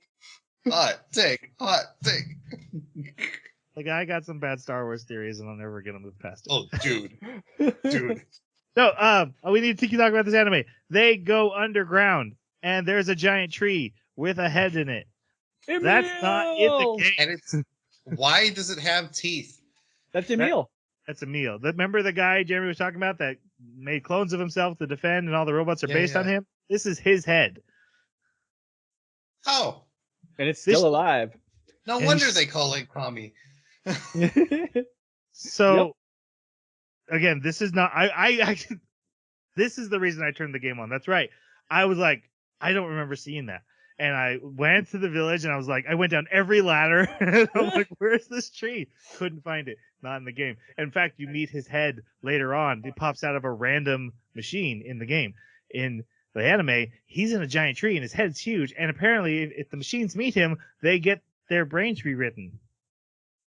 Because Pascal's flashback is that he found Emil's head and then started thinking for himself after that point. And then because Emil said, live. Right. And 9S connects with it, but I had no idea what anything I saw in there when he hacked it. You didn't? Not really. Those were all references to Nier Replicant. I figured, but I don't know enough about it to like I said this. So one of them, you remember the robot that they were following? No, that he hacked into in the sand. He had the mask. It was the big one. 9S hacked into him. And you remember how the robot was standing up there and he was watching a bunch of people, and the people were at a ceremony, and the robot was saying, "Rules, rules, 904, 904." Right. So there was a village called Facade in Nier Replicant that plays a very major role in the story. And that village, they wear those masks, and the village, their culture is based around like having tons and tons of rules, and they're all numbered, and everybody has to follow every single one of them. And so that was a reference to Facade. That's again the reference that we see here. The character, the woman there, that is Kaine. She's one of the playable characters from Nier Replicant. Very important character because she's considered an anomaly, which is an entity that can create branching timelines. Yeah, I said you could spoil me on your Automata. I do plan on playing Replicant on my own, and I just got it for free. That's not. It's not something you learn from the game. You have to learn that from outside the game. And there is a theory out there that A2 is based on like her personalities, because the personalities for the androids are actually drawn from human data storage. And so her personality, there's a theory that it's based on Kaine.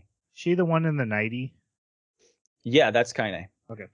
And then the guy and 9S, the girl. you gotta stop. You've got to stop. Nier and Yona. We will never finish. Seriously. It's so good. Stop. We have a huge argument coming at the end of this. You have to stop. I gotta go faster. 9S is very grumpy about this village. But then 2B saves the location so they can come back for t-shirts later. Mm-hmm. We get Lily's backstory. Lily has been hinting that she recognizes 2B, and then we find out she knew a 2 unit, and we get the story of how a bunch of resistance members, when she was just a fledgling member and very weak, not a fighter unit, teamed up with a Yorha unit that they didn't trust, but they're like, okay, the Yorha unit's like, we got to go do this mission. We need help. You have to help us. So they agreed because it'll take out a server. Things go crazy. Lily goes crazy. Actually, a virus gets inside of her, and then one of the Yorha units is able to cure her, and they all become close friends, and then go into a suicide battle where they die in pairs, one by one. This is actually where I for sure was like, oh, I don't think they're human because of this flashback. Dude, it was visceral. Like one of them like gets like normally in these kind of battles, especially with like off characters, like her leg gets blown off, right? And so I was like, oh, they're gonna like drag her behind thing, and they're gonna her friend just gets fried, and then she's like on the ground, like, oh no, and then she gets fried, and it was just like I didn't see any of that coming. Yep. The Yorha unit that gets the virus after she hacks the elevator, and then the resistance member stays behind to protect her. That's the leader in the video game of the resistance. Yeah, Anemone. Anemone. Anyway, things keep going worse until Lily's forced to survive by the leader of the current leader of the resistance, who stays behind. But we know also the 2 unit, 2A, 2A, which ends up being A2, right? Later, she had stayed behind. So Lily, whenever she sees 2B, thinks of 2A, and in the subtitles they just called her 2. They never said A. Yeah. But, Yeah. yeah. Yeah, I could go into that if you want. Nope. Nope. I mean, we gotta go. I don't know. Eve is bored. 6-0 calls. We should have done a versus video game minisode, but that's all right. Oh, the pink ribbon sister. The pink ribbon sister is missing. This is a side quest I did. Now I wear the pink ribbon on my head in the game. I didn't know you could do that. That's adorable. Yep. You also get the blue ribbon if you do something else. But yeah, I chose the pink. It's cute. Oh, then they have to go to the Forest Kingdom. Oh, that's where. Okay, no, and this is not in the game, but the sister's missing in the Forest Kingdom in the anime. She's in the desert in the game. They go to the Forest Kingdom where they get these flashbacks about a king, basically a machine who's like, "Hey, I'm done fighting. I'm gonna make a kingdom. Come with me." And a bunch of machines are like, "All right, you're the king." They're like, "What's a kingdom?" He's like, "It's like a family. Come with me." So he was the king, but then he died. So they took all his memories and they put it in a tiny little baby machine. It was a machine wrapped up in a tiny baby, and it's this poor king has been trapped inside this baby form ever since, and that's the king they worship. But when they get there, everyone's dead, except which is very different from the game.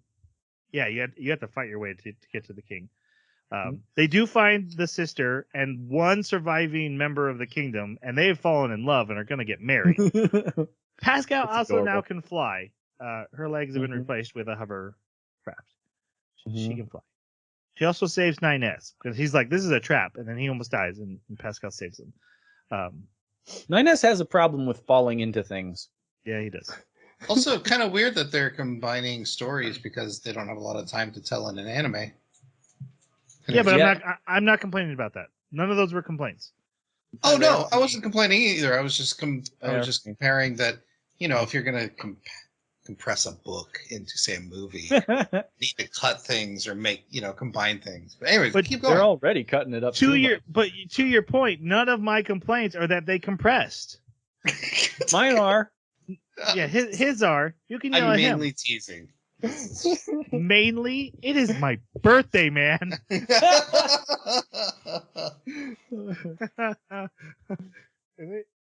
We've gone so long, it might not be. No. It's still no, it's not for you anymore, Jerry.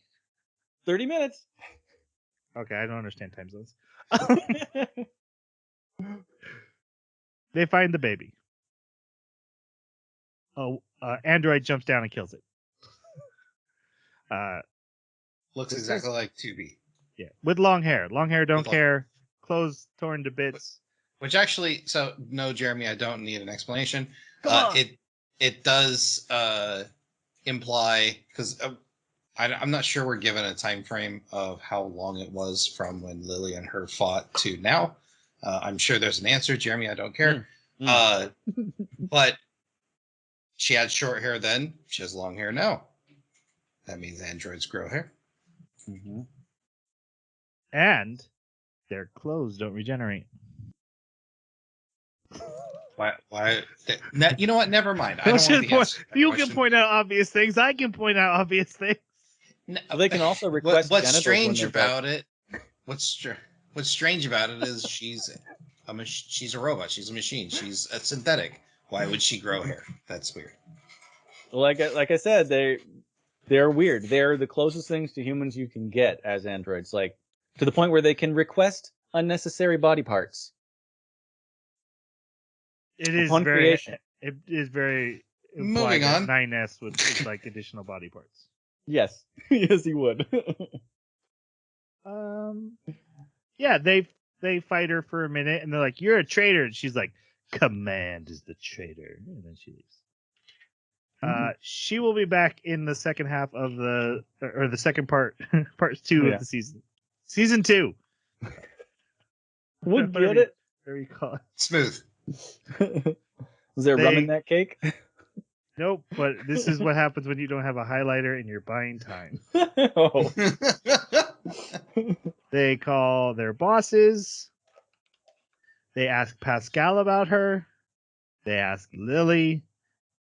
And Lily's like, yeah, I know her. I'm just reading notes way too close. Well, she goes, what's your intentions? They're like, yeah, well, she's a traitor. We have to kill her. She's like, nah, I don't know where she is or who she is. Mm-hmm. Okay, we get sent to But the 2B sunken knows. city. No one cares. Mm. They go to the sunken city after a conversation with 6-0 about a flower, which they happen to find. But they go to the sunken Lunar city Tier. again. Yeah, lunar tier, very important. It is. It's very important because it's a reference to And she couldn't replicants. stick it in her hair. She had to stick it in. Never mind.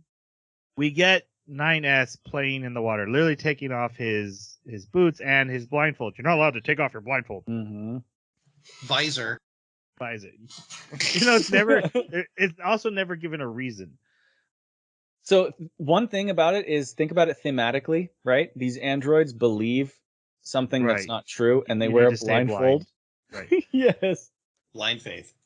Blind faith, exactly. Kind of have a Hunger Game, just believe to believe. Yes. Control is control. Yeah. Mhm. But yeah, they both. He gets her to take off her blindfold. They look at the horizon. It's beautiful. Then they separate because they're looking for JA. 2B finds her fishing, and she's like, "Eat this mackerel. It kills androids." And I want to see what happens. There's a risk of death. Uh-huh. Yeah, but then we get one of the endings that show it definitely is not a actually risk. does. You die if you eat a mackerel. And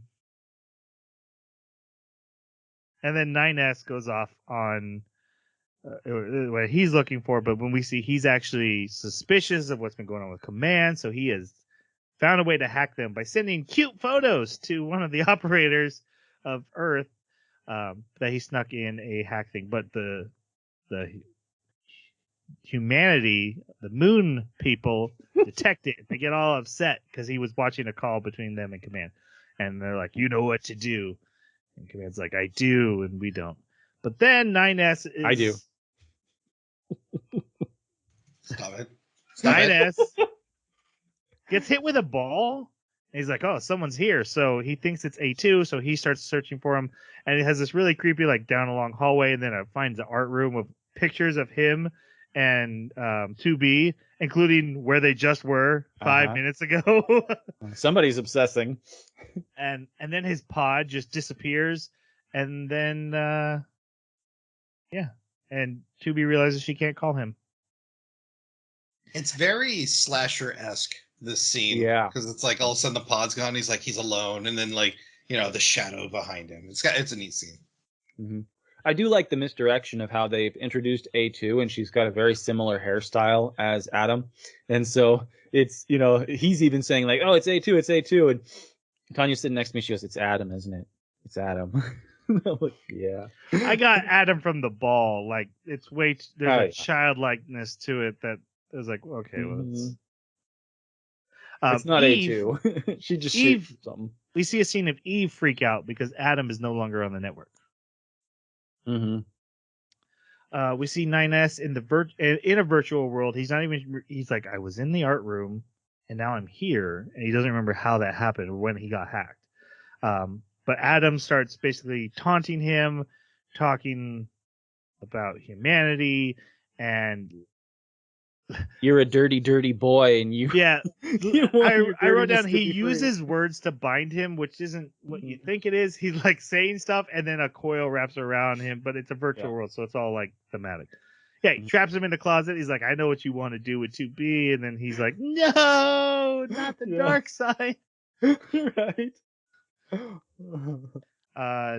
2B detects the missing signal, goes after him, ends up in... Well, they don't name it here, but I only know the name from the game. This is where I got to in the game. It is the copied city, which is basically a replica of a city, but everything's white, and it's made up of white cubes that they can Adam and Eve can shape it well, or at least Adam can. and she explores it with both pods. So she has both pods, and then she tells 9S's pod to go do something that we don't get to see. Eventually confronts Adam. He's been torturing 9S, but he's done it to make her mad. And he has decided, hey, I have been so in love with these humans, but the one thing I can't connect with is that they die. We can't die. We're machines. We re-upload. So I have disconnected myself from the network, and we're going to fight to the death. And, hey, I'm torturing your boyfriend. Yeah. Here's your motivation. So they have this big fight, and she's not winning, but then suddenly she is, because 9S's pod has hacked and taken over the copied city, including him, freezing him. And so she goes to kill Adam, and Eve appears and takes the blow for him and throws her off, and then she grabs 9S and leaves, and Eve dies in Adam's arms. Just so you know, Jason, this is different than the video game. But I don't know how, because I just killed Adam, and that's where I was in the game, and I'm like, what's going to happen next? But this is fascinating that they switched it. Yeah, I mean, for you. I didn't experience that, so. I mean, it's still fascinating. Look, if you told, it's not okay, because this is, we've been talking about, hey, we're shrinking that down to 50. This isn't shrinking something down. They literally have made an opposite choice to show a whole different path. Mm-hmm. Which makes me wonder, is this anime just a divergent timeline that Jerry was saying? It is. Mm-hmm. So if that's the case, then it's not a 1-for-1 for the game. Therefore, comparing it to the game seems unfair. What's fascinating to me is the choices behind the divergences. Right. What they want to explore by not killing Adam this time. And whether that results in a better story or a worse story.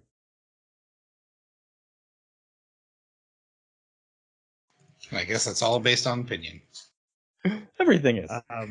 They send 9S back into space to the satellite.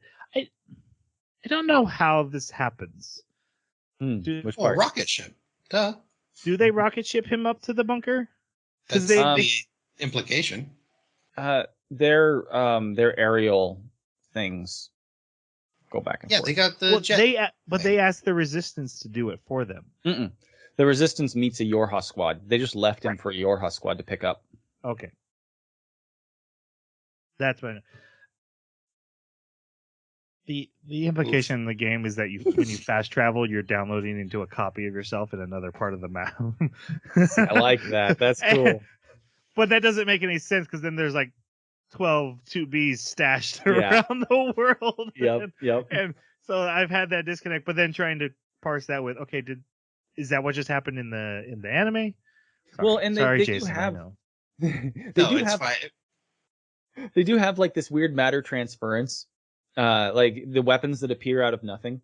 The pods just make them appear. So I wouldn't be surprised if they could do something similarly if they had like receiver and sender locations. But I guess the biggest thing is, I know they have spare bodies up on the space station, and we've already seen that they can just re-download and go up into their new body. Mm-hmm. So I didn't know if that was just standard protocol, or if they're like, oh, if we can save the body. But no, because 9S gets a new body, because he has to re-download. Mm-mm. Yeah, no, when he goes back up there, they just repaired him. No, he had to re-sync and check all his memory files and everything. No, we find out in the second half of episode 12 that he stopped the syncing. He didn't actually sync his data with the database. Right, but he was supposed to. I thought it was because he was a new copy. I guess they could have done like a new body and he transferred directly into it and didn't go through a database sync into it. But I thought they just repaired him, just did maintenance. I'm not sure. No, that's the reason he had to do the sync, and that's why he had to check his memory files, because it was from Earth, and because of that, there was a potential for corruption. I got it backwards. You're right. All right. Their orders are, hey, good job killing Eve. That took out half their network. Go kill the other half. It's Adam. So she goes to this factory. They're like, hey, this is where he is. And then we see Adam, and he's experiencing grief and loss. He wanted to experience death, and he's experiencing the other side of it, like we talked about. And these religious, like literally dressed in religious robes and stuff, machines the come up to Robofolk. him, and one sits in Eve's place and is like trying to be the next Eve, and Adam kills him. This has not only is he now plugged back into the network and his grief and anger is consuming everything, but this also plants this new idea into the machines, especially all the ones that 2B's about to encounter, is that God is dead, but also God is dead. Thus, in machine logic, death equals being God. Yes. I absolutely love that 2 bits because Yeah. it's such a cold machine calculation, but then creates this insane scene of machines like smashing into each other, and they're all like, "We're gonna murder each other, death cult." Yes. They're not saying that; they're talking in their weird, janky way, Uh-huh. but it's amazing. Yeah. One of my favorite scenes was where like a torrent of them are shooting through the area, and then they fly over and they go into this magma because they're all committing suicide. They're all dying. And then you have like this one that's running and he's slower than the rest. And he gets to the edge and he like does this perfect graceful dive. He's like, ah! It's just the comedy added to all of the seriousness was just the perfect punctuation for it. I laughed out loud at that scene too. Uh-huh. It was perfect. She fights through a bunch of these. 9S shows up in a machine body. He hacked one of the machines to help her. She fights this giant boss thing, and he helps her, but the machine body he's in gets destroyed, and she's able to escape this place because they all commit suicide. Meanwhile, armies of machines are marching on the human city, or the resistance, the city the resistance is. Sorry, not humans. I can't get over it. They're so human. Yeah. Driven by Adam. And Yorha's freaking out. They're like, we got to put everyone on alert. They were gonna go save 2B, but they're like, no, okay, now we gotta handle this. The resistance, like, what are we gonna do? And 2B decides she's gonna go help.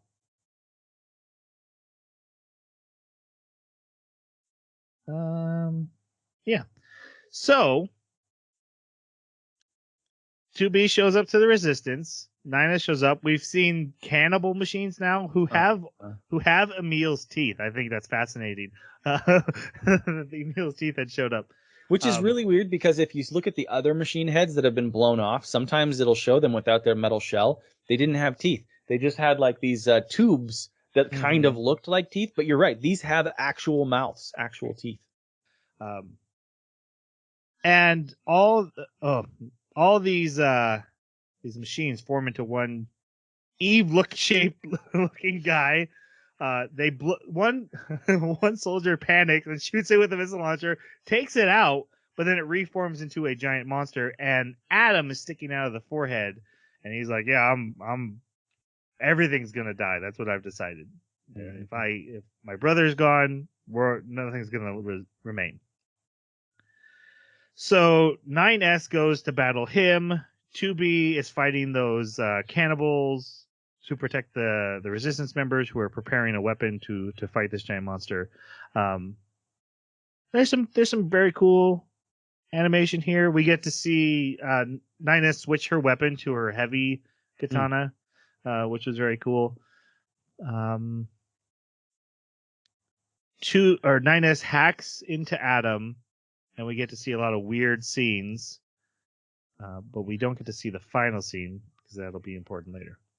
But eventually they're able to they blast him with a cannon, and then they shoot a rocket into him and launch him into space, and he blows up. That's not what I saw. Or, well, okay. So No, they when you shoot say him and they launch drop the rocket, so it looked like the rocket was under the street, and they just shot him to kind of incapacitate him into that and spot. drop a building on him too. Yeah, and then the rocket like launched from underneath him. It was a great scene. Right. So yeah, he launches Which up. still in the air. wasn't enough. Well, yeah, he's still alive. He's coming back down to destroy them, and then they like energy starts crackling. And hey, Yorha, who's been like, "Can we fire the cannon?" And humanity's like, "No." "Can we fire the cannon?" And humanity's like, "No." And then Commander's like, "Fire the freaking cannon. I don't even care." Yeah. And they almost destroy him, but he's not destroyed. He's down there in a crater. So 2B and 9S go down, and he grabs her, and she sees his memories. Mm-hmm. Some of Yeah. them. And then she again hesitates to kill him because she's like, "Oh, this is like a person and stuff." And 9S grabs her hand and is like, "Nope, he dead," and they kill him. Which But I then- can totally understand after the torture he went through. Yep, When yep. has to be like, no. Do not hesitate. not this one. Yeah, we can keep No. Pascal. Pascal saved me twice now. Yeah.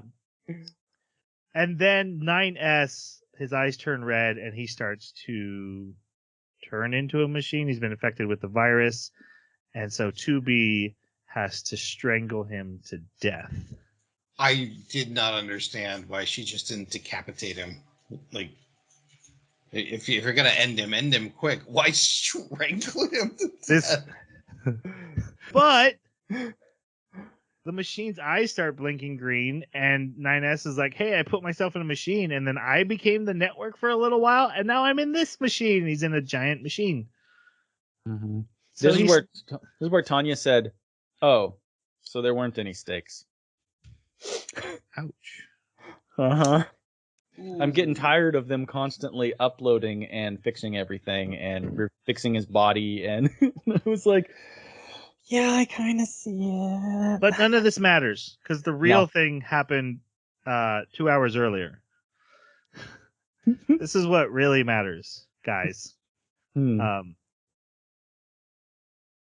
So when 9S was checking his memories and stuff, he found the file that he had created of hacking, and then he gets attacked by security systems, and then stuff from the moon. And by the way, we've been revealed. We skipped over the reveal. Adam revealed the humans are gone and the aliens are gone. The machines killed the aliens, and the humans don't exist anymore either. They're literally just two armies still fighting for non-existent masters. Oh, that's right. Because I think it was right after the them kicking in the water scene. He's like, "This is weird. Containers keep going up to the moon, but they're empty. Like the majority of them are empty." Right, when he was hacking. So he gets attacked, and then he these two girls, twins, The red girls. the red girls, but they're not the redheaded twins. No, that's they're different twins. Paloma and Popola and Devila. Yeah, are like, "Hey, we're doing this for our amusement," like, or something like that. And then we see all these files, guys. I took pictures of them. Mm-hmm. I froze. I paused at everyone. And I read everyone.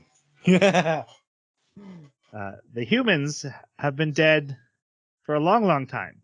And in fact, the androids knew the humans were dead, but it affected morale. So Yorha was created to create the illusion that there was a purpose of protecting humanity and restoring them. That way, androids would have something to live for. Final reviews. Jeremy, you go first. All right, so final review. I'm going to give two different scores, and then you can just pick whichever one you want, whichever you think is the legitimate approach to this. How are you going to do that on the website? How are you going to do that on the website? Yeah. I'm going to, you know what? I set it up so that I can make guests. I'm going to make Jeremy knowing the anime as the guest. You get when you let him design the website. That's right. Well, just like Troy has editing powers, Jeremy has website powers. You got it. So, excuse me. If I come at this just from the perspective of the anime by itself, I think it is a little bit weak with how fast it makes decisions. The storytelling is very quick. Though the boss battles are quick, even the combat is quick. The conversations, like it really steps through things faster than I would like in a normal anime. Some of the conversations are very strong exposition to me, and I think they could have been written a little bit better. Some of the characters, like what I was saying before about Adam, I think it would have been really interesting to see them portrayed in a little different way, maybe explore something different with them. So I find that to be kind of a loss. Like in the end, his decision was just like a big temper tantrum, and it didn't carry the weight that I think it could have if approached a little bit differently, maybe. I think I needed more information if this was a standalone anime for me to understand why the androids were emotional like this. That would frustrate me to no end if I didn't have the lore. Because when I hear android, I think machine logic. And so to see them be indistinguishable from humans, that would just put me over the edge if there was no explanation given. I need an explanation if you're going to do something like that. Just don't call them androids. Just make humans. What's the purpose of them being androids if you're going to make them indistinguishable? And I know that, yeah, there's some theme things that are being explored, but I think standalone, I would not have been satisfied with that. So I'm going to give it just a 3. It's still interesting. They do still explore some really cool things. But yeah, I have too many problems if it's standalone. If you include the lore, I think it kicks it up to 4 for me, because I think some of those issues are still valid, but the lore is just so good. And many of the quick cuts from like this event to this event, you know, I know what took place between them, so it doesn't feel as abrupt. And I can justify some of the decisions because I know that they're trying to copy the game, trying to like verbatim 1 for 1, and that's why the writing is maybe not as good as it could be. So yeah, 4 for the lore. All right, Jason, what do you think? I had a great time with this anime. The story I felt was fairly well paced. I liked the monsters. I liked the gray moral conundrums that were presented, and I really liked the philosophy of this world. Yeah, I actually have to give it a 5 because I like the anime itself and story and animation, all that. Probably a high 4, but like I said, this thing's sticking in my head. There's so many different like philosophical thoughts that, and I love anime that make me question stuff. So, yeah, it's 5 for me. Back when I was in high school and I first met my wife, we were trying to save Oh, deep humanity lore. from a bunch of machines. Just didn't feel Deep right without a lore. personal story. Did you share a lollipop? And we shared a lollipop, but then she kept executing me. Yeah. Sorry, I've been waiting the whole podcast for that. I'm gonna give it a 4. I don't actually think like the dialogue is the strength of the game either. So the theme exploration here is second to none, I think, and really fun. So many thought experiments put on display. Whether you agree with them or not, just the idea of like, okay, that's a cool reframing way to look at things and give it a fresh perspective. I absolutely love that. And I'm really fascinated by some of the choices they made because it's clearly their choices. It's not like, hey, we had to kill off a character, so we did this. It's like, no, we've chosen to kill this character because we have never killed this character before. And we want to explore what happens with this character's death. That's fascinating to me.